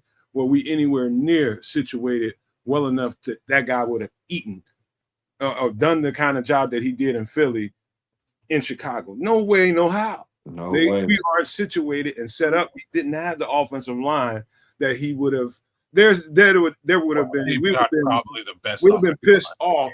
We'd have been pissed off, is what we would have been, kids. Yes, sir. I'm gonna disagree just slightly, but I will also agree. So the agreement is, Philly's got the best O-line in the game. That being said, do the Chicago Bears make the Super Bowl with after acquiring Saquon Barkley? I'm gonna have to say no. There's still quite a ways to go before anything like that could possibly happen. But in my opinion, that kid kind of eats regardless. He was eating regardless on a terrible team with a terrible line, even in New York. So that's my little 2 cents there. But yeah, but it's a different. It's a difference when you're eating at a 5-star world-class restaurant compared to eating at a buffet. Mm-hmm. Yeah, you see what I'm saying? And them buffets have a lot more, in front of you, dog. You know what I'm saying? You can take advantage of a buffet at them fancy restaurants. You gotta wait. He come here, you're gonna have to wait. Yeah. They had the buffet in Philly, man, and he ate. They spent all that time eating up their trenches in the last. Minister Charles nailed it too, though. He just said sick, and it's true. What did he say? I'll put it on the screen. So he's like, Saquon knew he got injured every time he played in Chicago, which is facts. That's true, yeah. It's facts. So that's all right, Mr. Charles. Why you say some shit like that? But because it's true. It's true. He didn't lie. Twice he got hurt twice right here, and both times put him out for quite some time. Right. So yeah. Maybe that was it. Maybe he got that offer. It was like, you know what? No, I ain't trying to go over there and get. But then again, you wouldn't be getting hit by Chicago Bears defense. So there's one way of looking at it. All right. I don't know. I got to spin the block, man, so we can keep it moving. This is something I wanted to get to, so make sure we got enough time to get to it. But this is noteworthy. We all should be paying attention to it. Every No Maniac, Super No Maniac, everybody in this show. Noteworthy. In the absence of Jalen Johnson, I know you've heard of this, Nashawn Wright has been getting all of the reps in his role. Number one. Number two, in the last 2 days of practice, Tyreek Stevenson has been taking first-team reps, and also Terrell Smith has been taking first-team reps. So they're starting to rotate those guys in on the other side of the ball. The whole time, now I'm going to remind you, I said the whole time Nashawn Wright has taken all of the first-team reps on Jalen's side. But on the other side, Tyreek and Terrell Smith are swapping in and out. That's something we probably need to monitor. Anybody got any feedback on that? Interesting. It's interesting. Nashawn Wright has the build that Dennis Allen loves, that long, rangy corner. But I ain't gonna get too deep into it just yet. I want to see what happens when JJ comes back. But it is interesting. And like you said, it's worth, just keeping in the memory bank. Yeah. I think this, man. potentially, and this is another thing I've been saying for everybody to watch out for. Watch out for a guy or two in that cornerback room to start getting some safety reps. Reps, yeah. You got a pretty full and loaded cornerback room, especially with the addition of Nashawn Wright, who's getting a lot of reps. Mm-hmm. What happens when Jalen Johnson comes back and he's not getting any reps? What happens when somebody kind of solidifies? I think Tyreek is definitely going to solidify himself in that role once the pads come on. Tyreek Stevenson, that's when he lights up. That's when he is Tyreek Stevenson. Tyreek Stevenson is a physical cornerback, and when the pads come on, that's his benefit. And so whatever you think of him right now, after what I just said about them swapping out reps, he is going to outshine everybody. Now, if Terrell Smith comes and turns into some kind of physical, I'm just blasting everybody and just getting nasty and physical with everybody, then we got something we can talk about, man, because until then, I think Tyreek Stevenson's running away with this with candles on it, lit. I think he's on that spot. Yeah. And I think Terrell Smith, I think he may be the only one that has That's not him, man. Take that shit out. Yeah. I think Terrell Smith is the only one that has the experience of playing both. If I'm not mistaken, I think Terrell Smith has experience of playing both corner and safety, and especially in Minnesota, he did both in Minnesota. So, and I also believe that they're giving Nashawn Wright every opportunity to make this football team. So that's another reason why I think he's getting a ton of reps on that other side. I think they're giving him every opportunity to try to make this football team. That's a great point. That's a great point. That's the amount of reps given to a guy that's been in here on the fringes. That's a good point. Giving them the reps to see if he can handle it. You know what I mean? Hey, Yeah. you want a spot on here, we're gonna give you all the reps that you can get. Let's see what happens, man. If you lock cats up, if you can make some plays out here, that's gonna give me a reason, because I'm pretty sure this is an Al Harris special. Yeah. I mean, because they know what they have in Johnson. Like the league knows. Yeah. So, when he comes back, he's gonna fall in. It's gonna be a seamless, thing for him. He'll be able to handle it. But guys, the journeyman, like Nashawn Wright has NFL experience. But like I said, he's the type of he has the type of build that Dennis Allen loves. So they're gonna do everything in their power to make sure that he's a fit for this ball club. Just for that, they see the work. Like coaches recognize guys that's gonna dig in and work. And like you said, this is a Hal Harris special because they are similar. They have similar size, and they have said if you look at the guys, they look similar. Like if you remember Al Harris as a player, you look at Nashawn Wright, he has a similar build. I think he may be a little bit taller than Al, but the structure wise, they look the same. So, and you can't be mad at that, because this is already a strong position, a position group that we have, but this is a passing league, man. We're going to need it. We're going to need as many quarterbacks as we can hold, guys that can come in and you don't lose a step when players go out. Now it'll be a lot harder to cover for a guy like JJ because he's been an all pro and he's one of the elites at the position. But if this guy can come in and still be pretty good, you'll take that. And also, Nashawn has a little bit of a technical advantage because he was there in Dallas with Al Harris, picking up what he was putting down technically, how to adjust some of the things that he was doing fundamentally, so that he can, you can come out of breaks a little bit better with some technical stuff. You can, your trail techniques can get better. Just recognizing coverages. Mm-hmm. Stuff when you have a seasoned guy like Al Harris ain't been that far removed from playing football. Like that guy knows what's going on the field. And so what he can put down for players that pick up those breadcrumbs, Nashawn Wright has about 3 years of an advantage on everybody else. Yep. It's true. So, all right, let me spin the block on this because we need to talk about this for sure. And I'm going to pose this to you guys as a question. Going into the preseason, you got Montez Sweat on one side. You got some other guys on the other side. We can talk about these other guys, but I think what's more important to talk about is this question I'm about to ask you guys.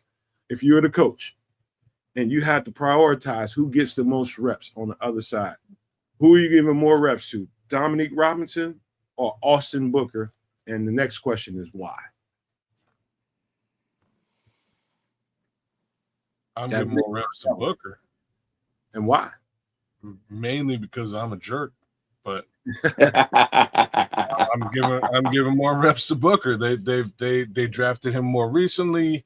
He deserves the opportunity to develop and stick around.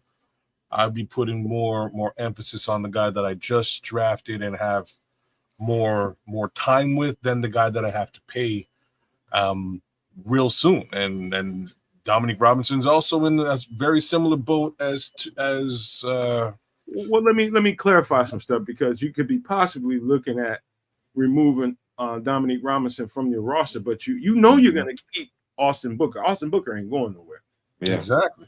But you're unsure about Dominique Robinson, which is why I think this question is kind of cool, because you got to look at it that way. You want to give this, like he was just talking about, like D-Nice was just talking about with Nashawn Wright. You got a guy that might be on the fringes.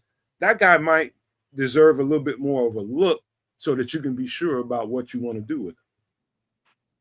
But do you want to pay him? Do you want to put he ain't gonna get shit. He ain't gonna get nothing. He ain't getting nothing. That's probably a fair statement. You know what I mean? He's probably not getting a big contract, but it's a contract nonetheless. It's cap room nonetheless. And like I said last week, you know, sliders instead of burgers. I'm glad you're watching the show, D. Don't say how many sliders you gonna pay for. Hey man,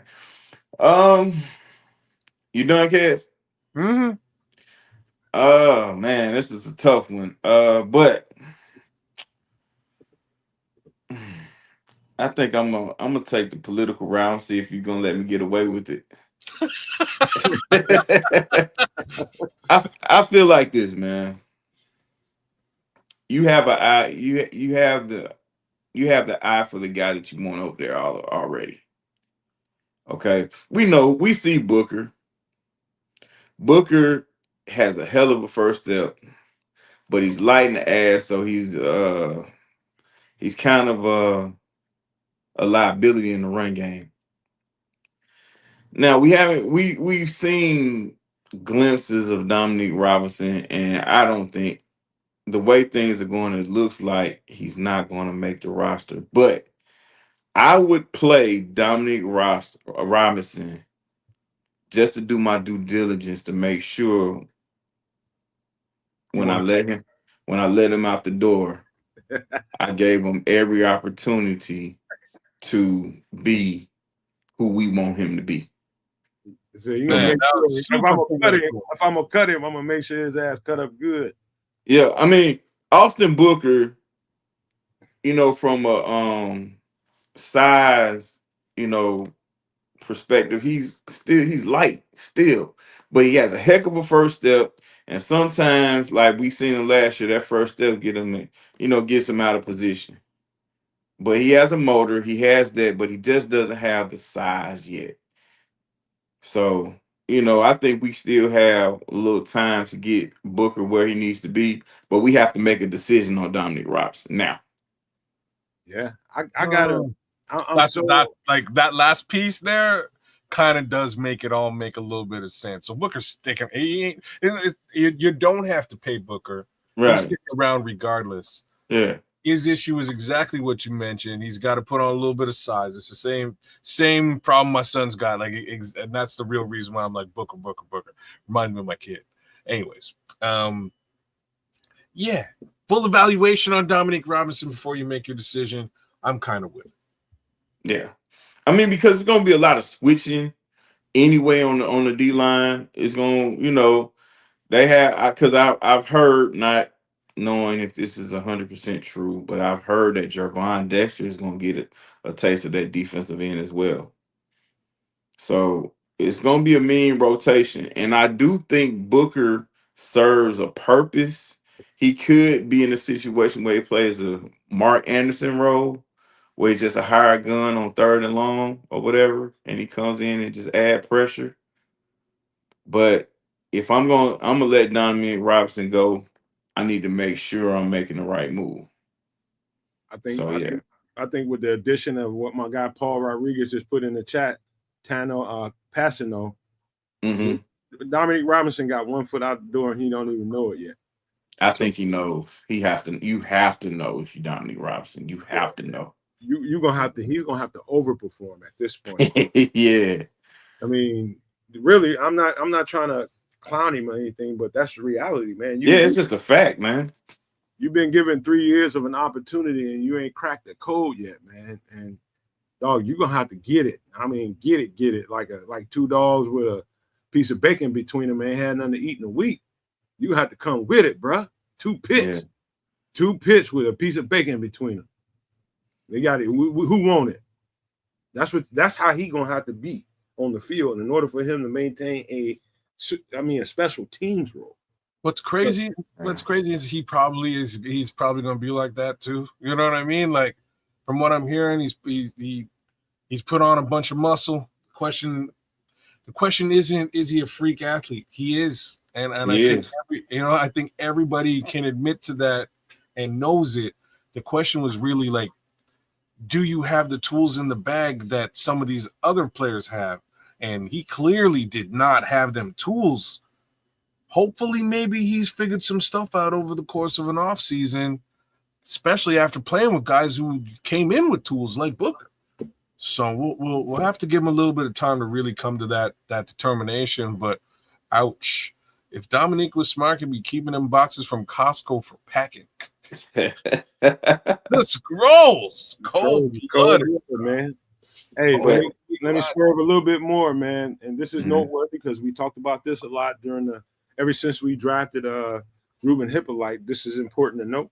As of now, all the first team reps at Sam linebacker have gone to Noah Sewell.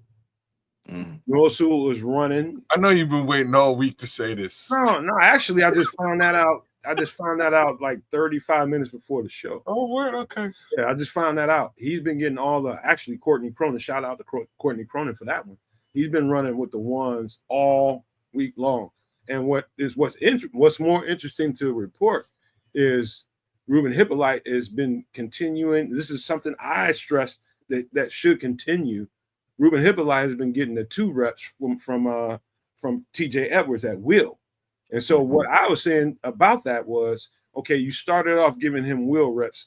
Let that guy master that role. Give him all the reps at will that you can give him, because if TJ goes down, we need a qualified replacement. That's one of those key guys. If, knock on wood, if we were to lose him, we'd be struggling. And so giving Ruben Hippolyte those 2 reps with that speed and his ability, to me, is smarter than constantly putting him at the Sam linebacker role, who's only going to get out there for about 25-30% of the plays. Mm-hmm. You know what I'm saying? Yep. So, to me, I think that was a wise thing to do. I said it, and now they're doing it. Interesting. Yeah, you were hoping that Nova Sewell would actually get a little opportunity here, and it sounds like he is, which is good in my opinion. You know, my real worry with the Sewell side of this conversation was just he just hasn't made it on the field, man. That's all. That's it. I have nothing to go off of to really even talk of outside of his college film, man. And in college, he was a guy. So my worry, much like Karan Amagaji, much like Terrell Smith, is these are three 3rd round picks that I think are all stellar athletes and could really contribute to this team, and they just haven't really had the opportunity to get on the field for different reasons. You know, so if no one can get on the field, hopefully we can see something out of them. That's my hopes. We'll see. Yeah, I wasn't very high on Noah Sewell when the Bears picked him. He was pretty good at Oregon, but the way Oregon plays football, it's very few moments that you can really brag about that defense. Okay, but I thought They drafted Noah Sewell based off his pedigree because his brother and stuff like that, even though they play different positions. But they have, you know what I'm saying, the brother's good. You know, they figure they can work with what they what what the brother what the guy we drafted has because of his brother. I know that, you know, it might sound crazy, but that's the way I was thinking. Yeah. But I wasn't very high on him. And nowadays base defenses are nickel. So, and this, and it seems like Nomad was strategic when you came up with all these different scenarios, because to me they all fall under the same thing. You're giving this guy majority of the reps because pretty much got one foot out the door. Mm. And what you want to do before, like I said about Dominic Robinson, and what I said about, you know, the cornerback, not saying the cornerback has his foot out the door, but you want to see before you make a decision on these guys what they have, what they bring to the table. Okay. And like you said, the Sam spot, you ain't getting a lot of tick there, you know, but they put Ruben at the wheel because he's going to be here.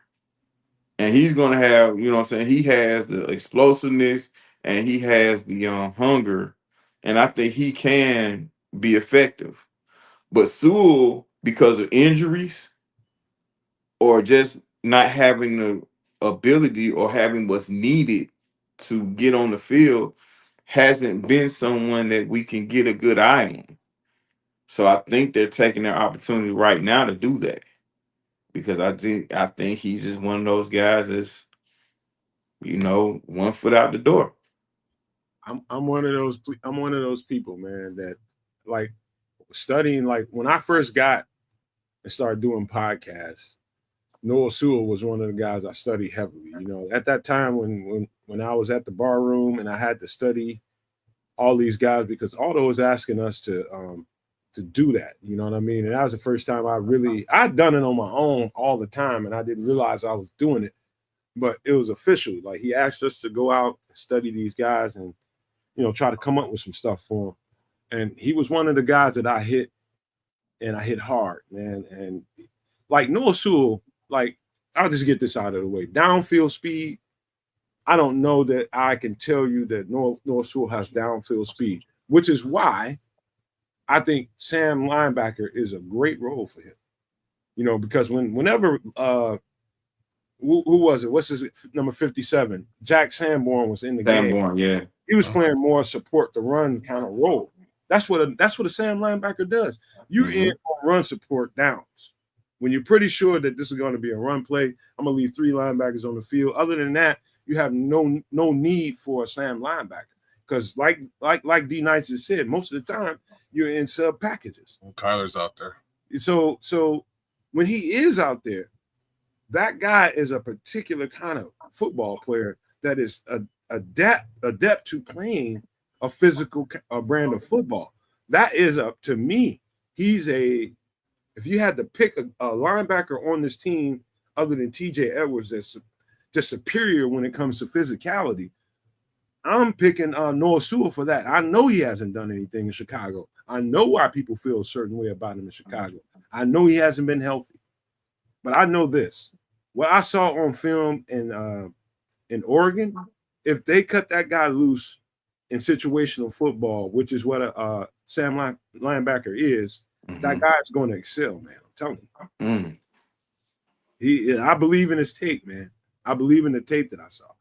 Yeah, and so yeah. You ever been to Hawaii? No, Nomad? Man, not yet, man. Why are you pissing me off? Because I want to go. Don't get mad, damn it. I'm hot about that shit. Now I want to go to Hawaii, man. Oh, okay. I'm just checking to see if Noah Sewell's your illegitimate love child, and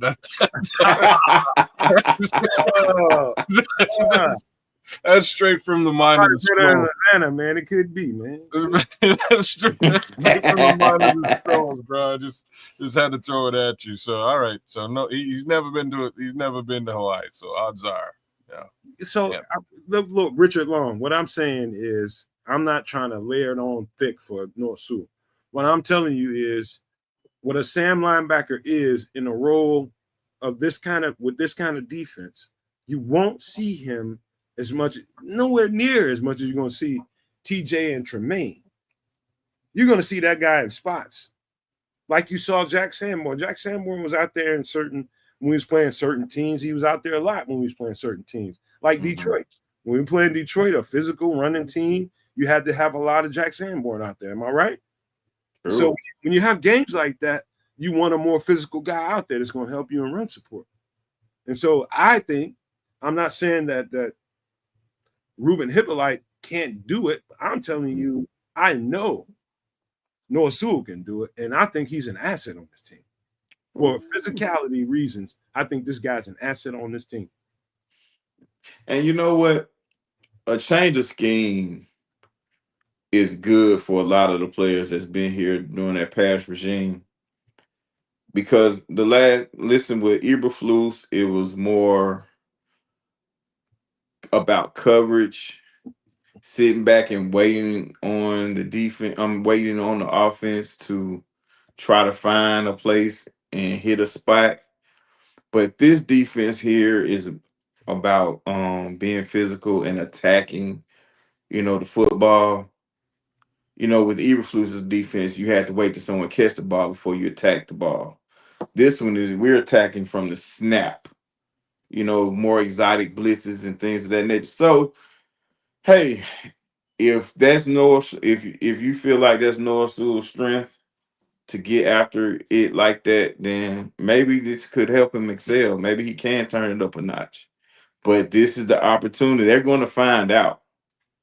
They're going to find out now. If he's getting a lot of field time now, they're going to find out who he is. And if he don't fit, gotta go.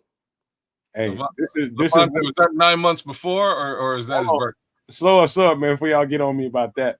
Hey, this is when the pads come on, this is Noah Sewell time. But go ahead, kid. It ain't me. It's Levante Rogers. Levante was asking what you were doing on April 26, 2002. I'm just trying to verify if that's 9 months before. But did you factor in the 9 months? Is what I'm asking. I was catting like a motherfucker, cuz. Yeah. Cat daddy like a motherfucker. It's his birthday. Yeah, okay, so 9 months before. So we're talking. We're talking. Who cares about the man? I'm just playing around. Anyways, we'll see what he does, man. We'll see what the kid does. I have no reason to be excited about it. I'll be frank about this. I wish we had the opportunity to see him on the field. The only reason that I care slightly is just because, again, he's a third rounder, and I believe those first seconds and thirds should be players. Like, those guys should be on the field for you in some capacity. They shouldn't be guys that you're cutting and letting go in years to come. So, I have my fingers crossed. I'm pulling for Noah, but we'll see. I got a question for you guys real quick.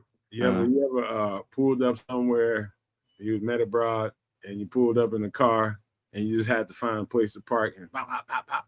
Had to knock it down. You ever done that? You just had to find a place dark. You had to get it on off. You ever had to do that? So was that in Hawaii in 01? That's what I was doing in 2020. He said what I was doing in 2002. I was probably hitting. I'm just saying. They want to know if you was in Hawaii hitting. I was. No, Hawaii came to Atlanta. I'm just saying. Okay. Okay. All right. Okay. Hawaii came to Atlanta. It's starting to make sense now. There we go. You gotta get them. Got to get them when it's getting this good. Yeah, but I saved a couple of minutes, man.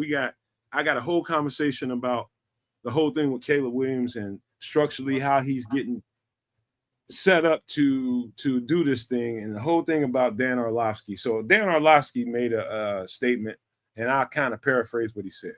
He was just like, Chicago Bears fan, for all the Chicago Bears fans that are expecting Caleb Williams to be this fifth rounder. Okay. Let me finish because we only got time, kid. That are expecting him to be this rock star in the first year of Ben Johnson offense. You better you better pump your brakes. He said it's going to take a few years.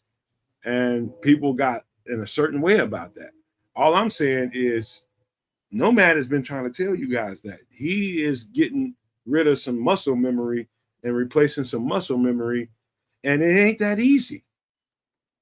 And I'm not saying it's 3 years. The 3 years might have been a hot take. I think that amount of time was rich as hell. But in order for Caleb to get to where he needs to go to, he's going to have to replace his muscle memory with something that he's unfamiliar with.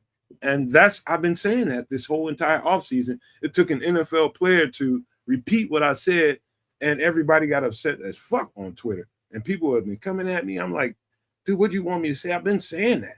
It's going to take him some time. So respond to that real quick before we get out of here, man, if you don't mind.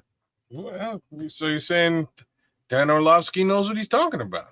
He's been very complimentary of Caleb. This was a take that a lot of Bears fans didn't like to hear. They didn't want to hear that. Right. None of this stuff is easy, and that's why we need people like Burden in the building. We need him to build his we need him to build his chemistry with these receivers. We need him to build himself with respect to the footwork and getting rid of the ball quickly and understanding the playbook, which is a brand spanking new playbook, one of 3 that he's already been through. There's all kinds of gain faith in your offensive line. There's so much stuff for him to really acclimate to. For us to sit here and expect him to be just like a guy immediately is pretty high expectations. But then again, he was the first overall draft pick in the NFL draft. I'm going to leave it there. Sure. I'm just going to hope that he gets there as quickly as he can because the season's going to start real soon. I respect Orlovsky's opinion. But it's not gonna take no 3 more years from now for Caleb to be what we all want him to be. That's rich. Now, to the Bears fans that got hot at you, now I'm sure you understand this. This is a franchise that is starving for a rock star QB. So anything you're saying, if someone's being critical of Caleb and you're agreeing, they're gonna attack you. We all know that because, it's just what it is. But I think, this year, what we want to see is that he's learning and he's progressing from last year. Just because you're the number 1 pick doesn't mean that you have to automatically come in to be a polished product. It's other things that has to happen before you even get on the field to help with your success as a quarterback. You just have to add on to it and don't screw it up. Caleb has shown the ability to be this rock star guy, but it has to be put, how do you say, it has to be put in the proper it has to be programmed in the proper channels, for lack of a better term. Like, he has to have some control over his ability. Because we all seen him as a college player, holding the ball so long. Like you said, we're getting rid of bad habits now.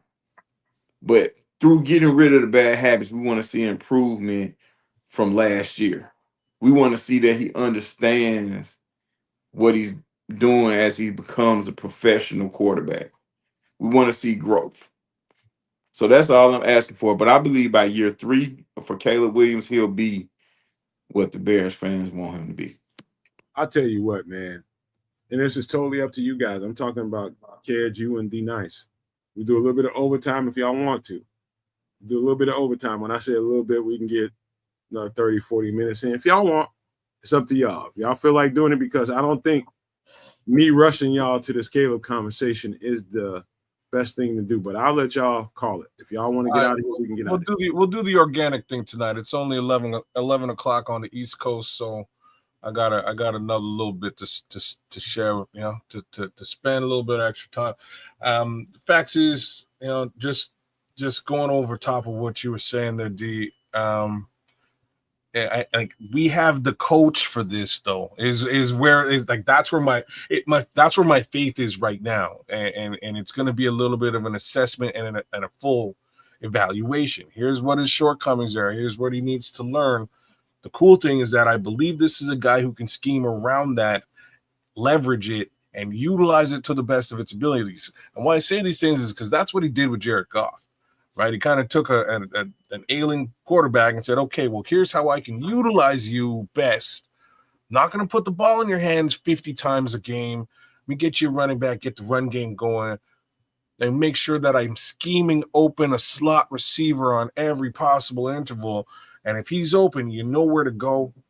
Get the slot guy, right? Get the tight end. I'm going to scheme him open on the other side and bunch him together. Like, there's so many things that Ben Johnson can do. Mind you, there are things that Caleb Williams has to do in order for all of that stuff to work, right? Like, this can be a yak show. And that's what I'm hoping it is, right? This can be a yak situation where all of those guys eat. But in order for it to be a yak show, he's got to be Tom Brady, right? He's got to sit that ball into somebody's hands real quick and let that guy, that superstar, that athlete do the damn job. If you're holding the ball all day long waiting for a man to get open in the NFL, good luck. Yeah. Well, let me put this in the perspective that I think it needs to be put in, and not for reasons other than this. Caleb Williams is not that Dan Orlovsky is all the way off. He's got some good perspective to it. He's a quarterback, playing in the league. He knows what he's talking about. I would say this: Caleb Williams he's in an unfamiliar territory as far as I would say, as far as pro quarterback goes. You got to learn how to play under center to be really, really effective, especially in this guy's offense. And I hope that Ben Johnson keeps his foot down when it comes to that, because the easy thing to do would be, okay, he's not acclimating to it very well, so let's go back to doing what he likes to do, and that's just running around. He's got 5 to 6 seconds to, figure out where to throw the ball, and he doesn't have to think.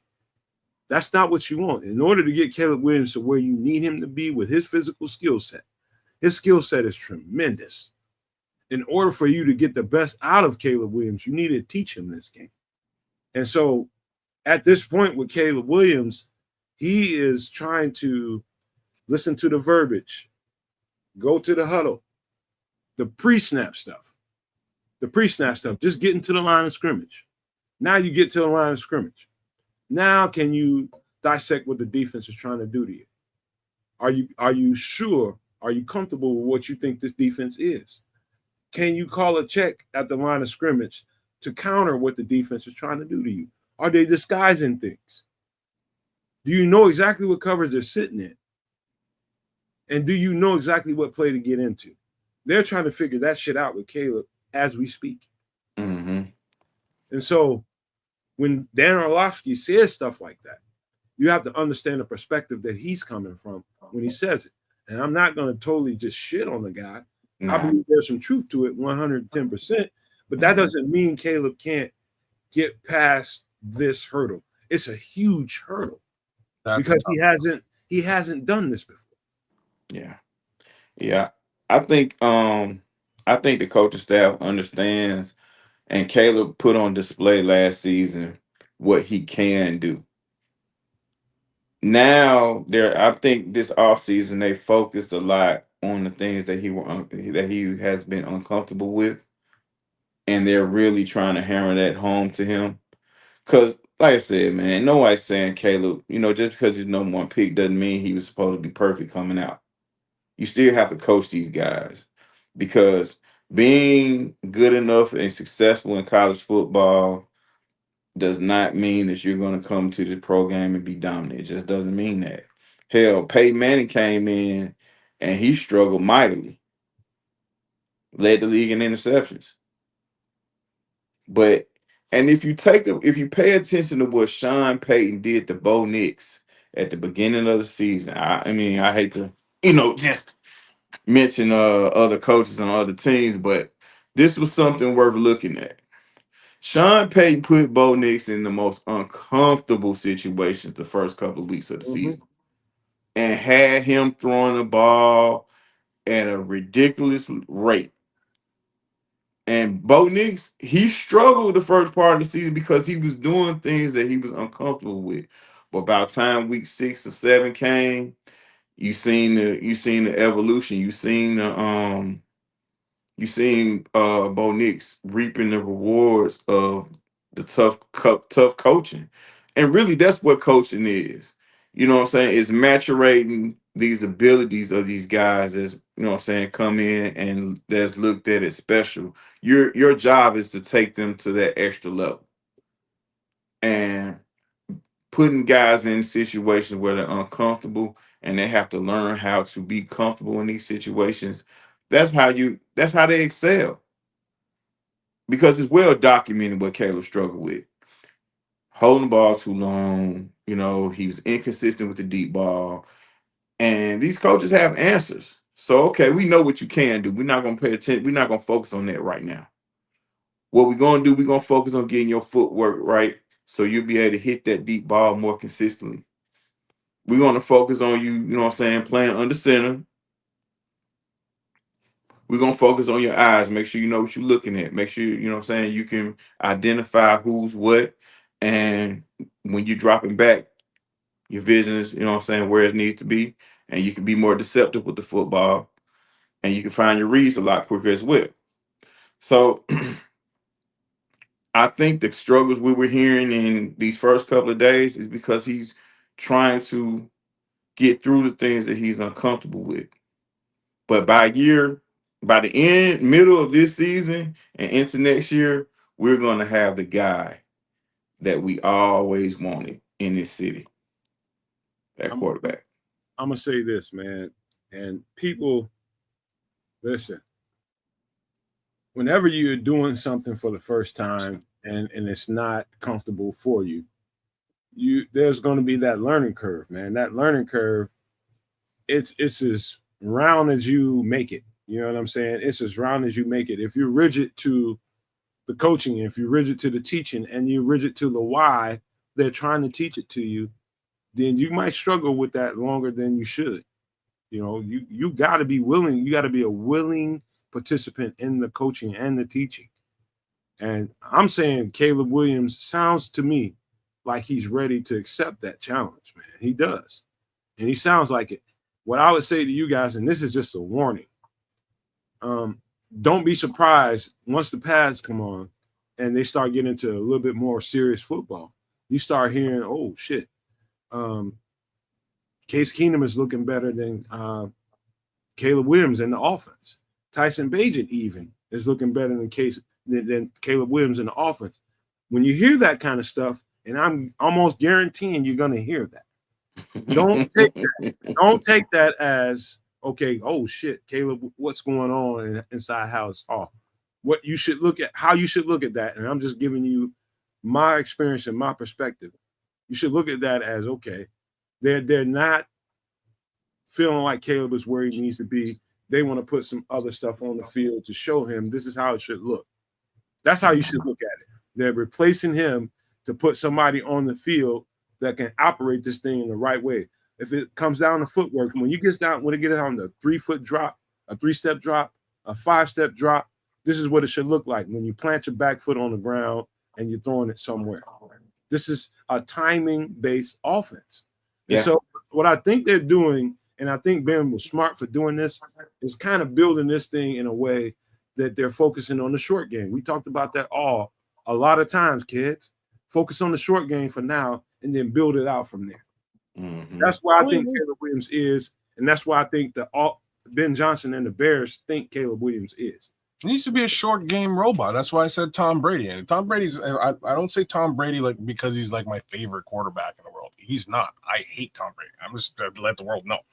But to give the GOAT his due, he does certain things that need to be done. And that is he'll check the ball down, he'll dink and dunk for 100 yards. You know what I mean? Get that 7. He will do that. The game for Tom Brady was never really like I'm bombing it out, except for that one season with Randy Moss. This is like somebody else said it this week that this offense is going to likely be like the Belichick offense, I heard that this week, and I'm not sure if it was Ben Johnson who said it or somebody was speculated it to Ben Johnson, but I heard it this week from a media perspective, and I expect almost exactly that. The skill position players are innumerable on this team. There's a ton of them, and like I may be down on DeAndre Swift, but where I'm high on DeAndre Swift is his ability as a pass catching back. He's a fantastic pass catching back. So if you can utilize him out of the backfield, if you can utilize the slot receiver, whether it's Zacchaeus, J.P. Richardson, or Burden, you can do all kinds of things with the guys out on the wings. This should be a yak show, and it shouldn't necessarily really be the Caleb Williams deep ball 50 passes a game situation that we sort of saw last season. And this is all stuff that Ben Johnson can scheme around. So I'm fully with it.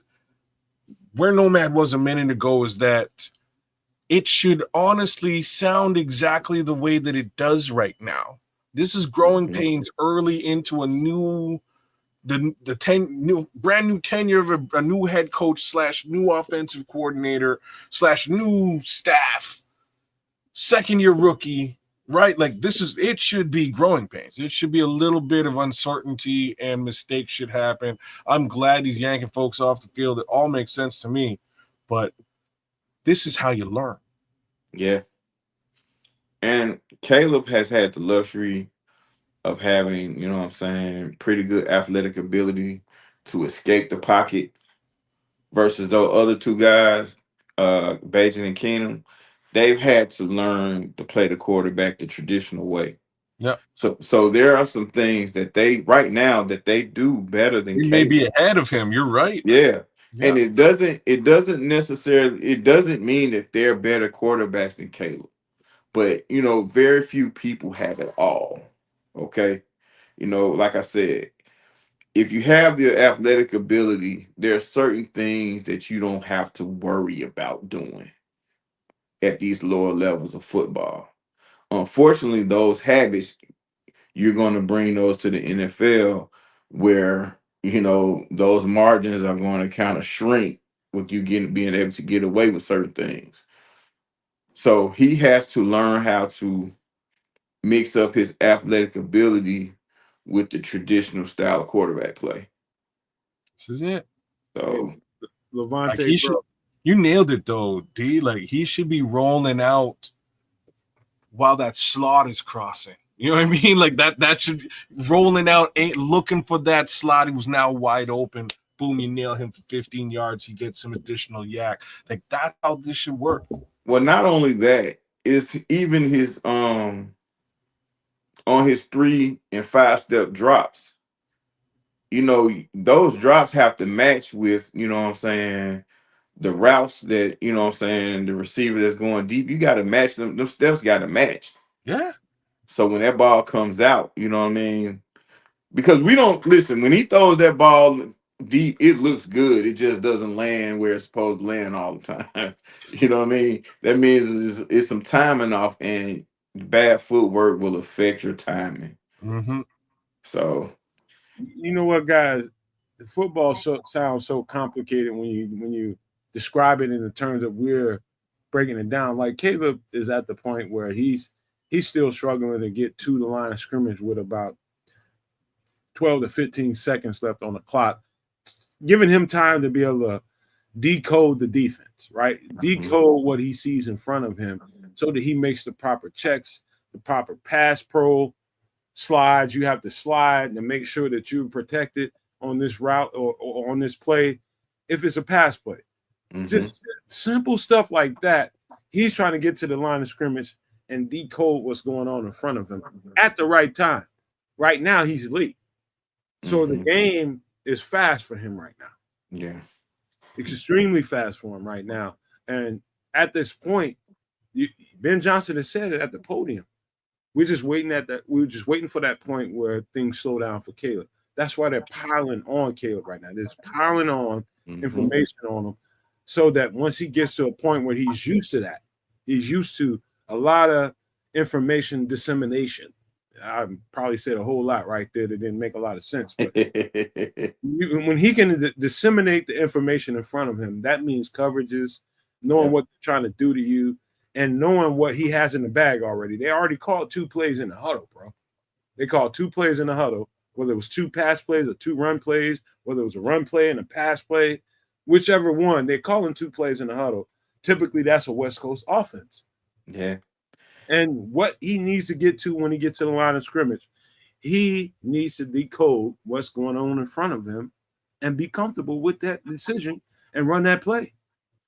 Know where your layups are. Period. Yeah. So that's the hard part. It sounds hard, but it ain't.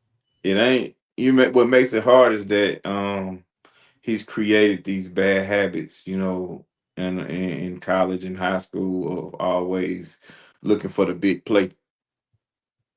If he can, by the middle of the season, he'll be able to, mix it up a little bit because listen, whatever you put on tape is what teams are going to look at when they're scouting you and trying to figure out how to stop you. The beauty in that for a guy like Caleb, if he shows that he's willing to hit those layups, hit those dinks and dunks down the field, it makes the defense honest, number one. And with that honesty of the defense, it will allow the rush to slow up. He'll be more comfortable in his drop, and he'll be able to hit that deep ball. Kind of like what Sean Payton did for Drew Brees. This ain't a straight line path, man. I'm just telling you guys, I said that in the short. This ain't a straight line path for Caleb Williams. This ain't no, I'm going to throw him in the microwave and he's going to come out ready to eat. Nope. Mm-hmm. It ain't going to work like that, man. He's going to have to go through his goddamn trial and tribulation to be a viable NFL quarterback. Every quarterback has to go through that. He's got to understand some things so that the game is regular for him. Once you understand a few things about football, especially on this level, as a quarterback, it's going to be times in the game where he has to tune Ben Johnson out and say, I got enough information. I can go to this line of scrimmage and I can see where they're lacking at and I can attack it. I got this shit built in right now. If I want to use DJ in this game, I'm going to focus on DJ. DJ knows what I'm thinking. There is no continuity whatsoever with the receivers. None. He has no continuity with them, and he has to get that. And to get that, you have to play football. You have to play enough games, and you have to know. Like, I know I can count on him in this moment. I know I can count on this guy in that moment. This is a 3rd and 7. I need somebody that got a high catch radius. Mm-hmm. I'm going to go to Rome. And I don't care what the coverage looks like. I know he sees what I'm seeing. Continuity. That's continuity, bro. Yeah. And that's why I think Rome is going to have such a big year because, as you've seen, the end of last year, him and Rome were rolling. And even, that Colts game, he found Rome every chance he got. But I think Rome is going to have a huge year. Hopefully he stays healthy. But the only reason why this thing will take longer than it should is if Caleb refuses to buy in to what's going on. Yeah. That's the only thing. That's the only thing that's going to delay this process. If guys don't buy in. I think the three of us are in full agreement with that statement right there. I think that's the one. That is the worry we all have. I think that is the worry we all have. I'll be honest, though. So far, I believe that he's buying in, and he is, trying to do it at the very least. We'll see how long it takes him to get uncomfortable to him, kid. It's going to be like it's second. It's not, it's not second nature to him. It's not what he's been doing for the past. Heck, we can include his college film and all that too. It's not what he's been about. He's a big play guy, right? There were times last season, and I'll never forget it. There's one play where he rolled out to the right, then rolled out to the left, and everybody and their mom is chasing him. And Cole Kmet, of all people, gets wide open, and he's right in front of him, and he's staring at him. and Caleb Williams is looking like he's looking at Cole Kmet. They see each other, and he just decided not to, just didn't throw the ball. He's looking for something deeper. And man, just get the first down, bro. Right? Yeah. Get if it's 4, 4, and 4, that's 12. You're good. You know what I'm saying? Like that's the math. That's the math you really got to be looking at. If you can get, 10 or 15 or whatever it is after the first 4, great. But 4 is fine. 4 is okay. I don't want to keep you guys too much longer, man. And we need to get up out of here because we just did a little bit of overtime, and we need to save something for the next show. I do believe that Caleb Williams is in the baby food stages of learning what it is to be an NFL quarterback and learning what it is to be a pro style quarterback under center. This is unfamiliar territory to him, and I think that's the 2 words that I think people should grasp and understand. It's unfamiliar territory, and if you've ever been in a place where you've never done something and you're being tasked to do it for the first time, how did you react? And so that's what we are with Caleb Williams. He's got to. You screw it up, man. You screw it up a bunch of times and you get pulled off the field, and that's fine. This is what I'm saying. He might have to get pulled off the field this year. He might have to, but don't think that's the end of the fucking road.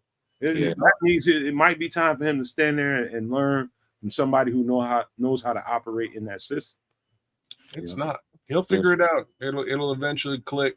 It's just a matter of repetition and practice and going through those growing pains and failing.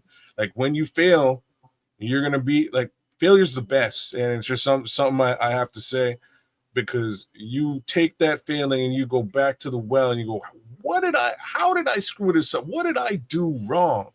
And at some point, the light bulb shines. You know what I mean? And you're like, okay, so that's what I didn't do. Next time I'm applying that, and you apply it correctly and you learn from your mistakes. Mm-hmm. That's it. Yeah, that's where we are.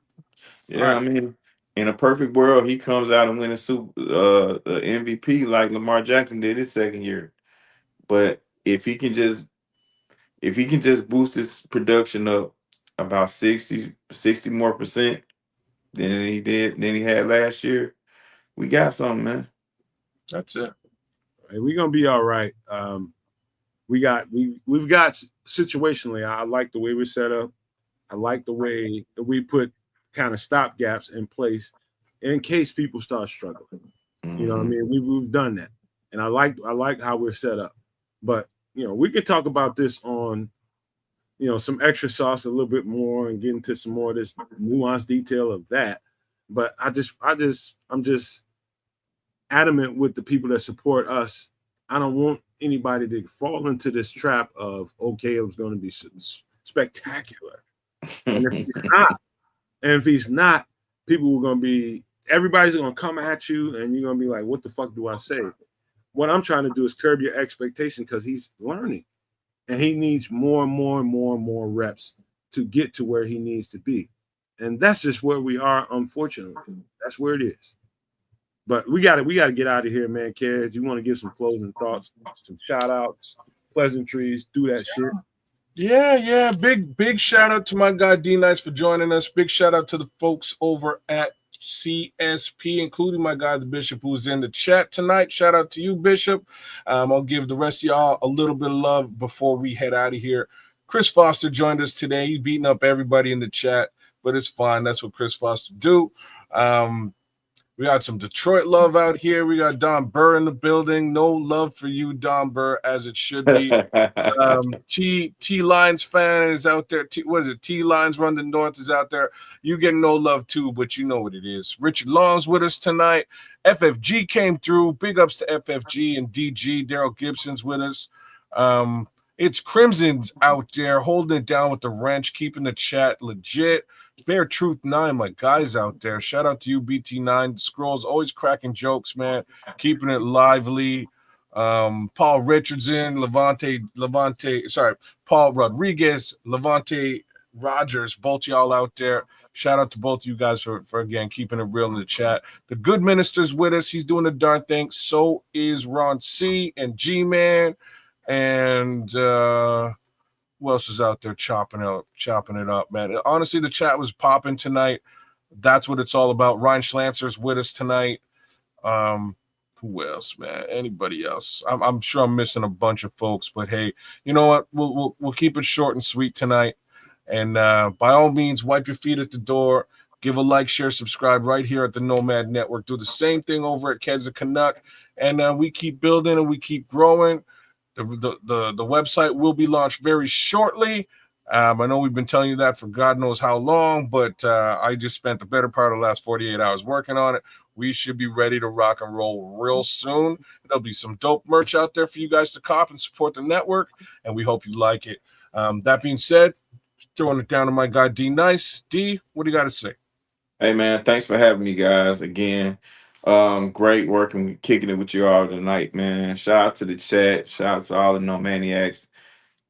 Got love for everybody. Shout out to CSP. Again, it was a pleasure kicking it with y'all tonight, man. Love talking Bears with you guys, man. It's always fun, D. It's always fun. Thanks for coming. Dog, you were the pleasure tonight. Just for the record, you are the pure pleasure tonight having you on here, chopping up your football the way it needs to be chopped up. People go everywhere, man. Forgot to shout out Dan Brown, man. I'm gonna give Dan Brown. Hit him up. Go ahead, hit it up. Just read that off. Yeah, man. Big up to Dan Brown for spending some time with us tonight. Check out NFL Draft Diamonds. He does a great job over there. He'll continue to do so. Thank you for showing up, my dude. At Blackhawks Dan on Twitter. Check him out. Hit him up in the DMs and don't send D pics. Because we take care of our own over here. Shout out to Blackhawks Dan, aka Dan Brown, man. We take care of each other over here. We're gonna support you. And I know the Nomaniacs and Super Nomaniacs gonna follow. So just know we love you, man. We're gonna follow whatever you do over there. Appreciate you. Hey man, listen. I said a lot tonight. We said a lot tonight. We talked about Bears football in detail, talking about some of the stuff that we need to pay attention to as far as when the pads come on, things are going to get a little bit different. People are going to fall by the wayside and people are going to emerge. What to pay attention to. I think we handled that pretty good tonight, but there's still more to talk about. We tried to get it in a 2-hour show, but we a bunch of big mouths and we can't do it all in one show. I still got another 15, 20 bullet points to talk about, but we'll carry that over to some extra sauce on Wednesday.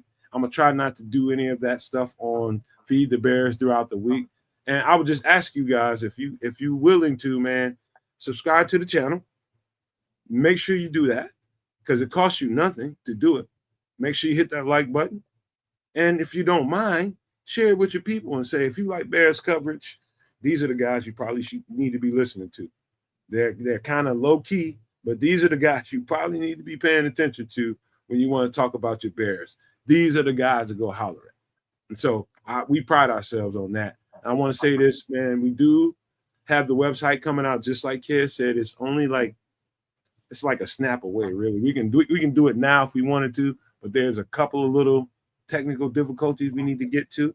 And again, like I told you guys before we got really into the show, I'm going to leave this show and I'm going to go to the YouTube channel and I'm going to bring down the pricing on that and give it to a $1.99 or $1, something I know everybody can afford. If you want discounts on the merchandise, which I know you would like, that's what you want to do. And go and grab you a Super Nomaniac membership. I'm just telling you right now, you might want to do it now, but if you want, wait till later. But if you want to pay full price for something, go right ahead. We would appreciate you. So I just want to leave you guys with these famous words before we get out of this show. If you can think it and you can see it, there's no reason in the world why you cannot absolutely manifest it. Do not, and I repeat, do not be a prisoner of your own mind. But with that being said, we are out.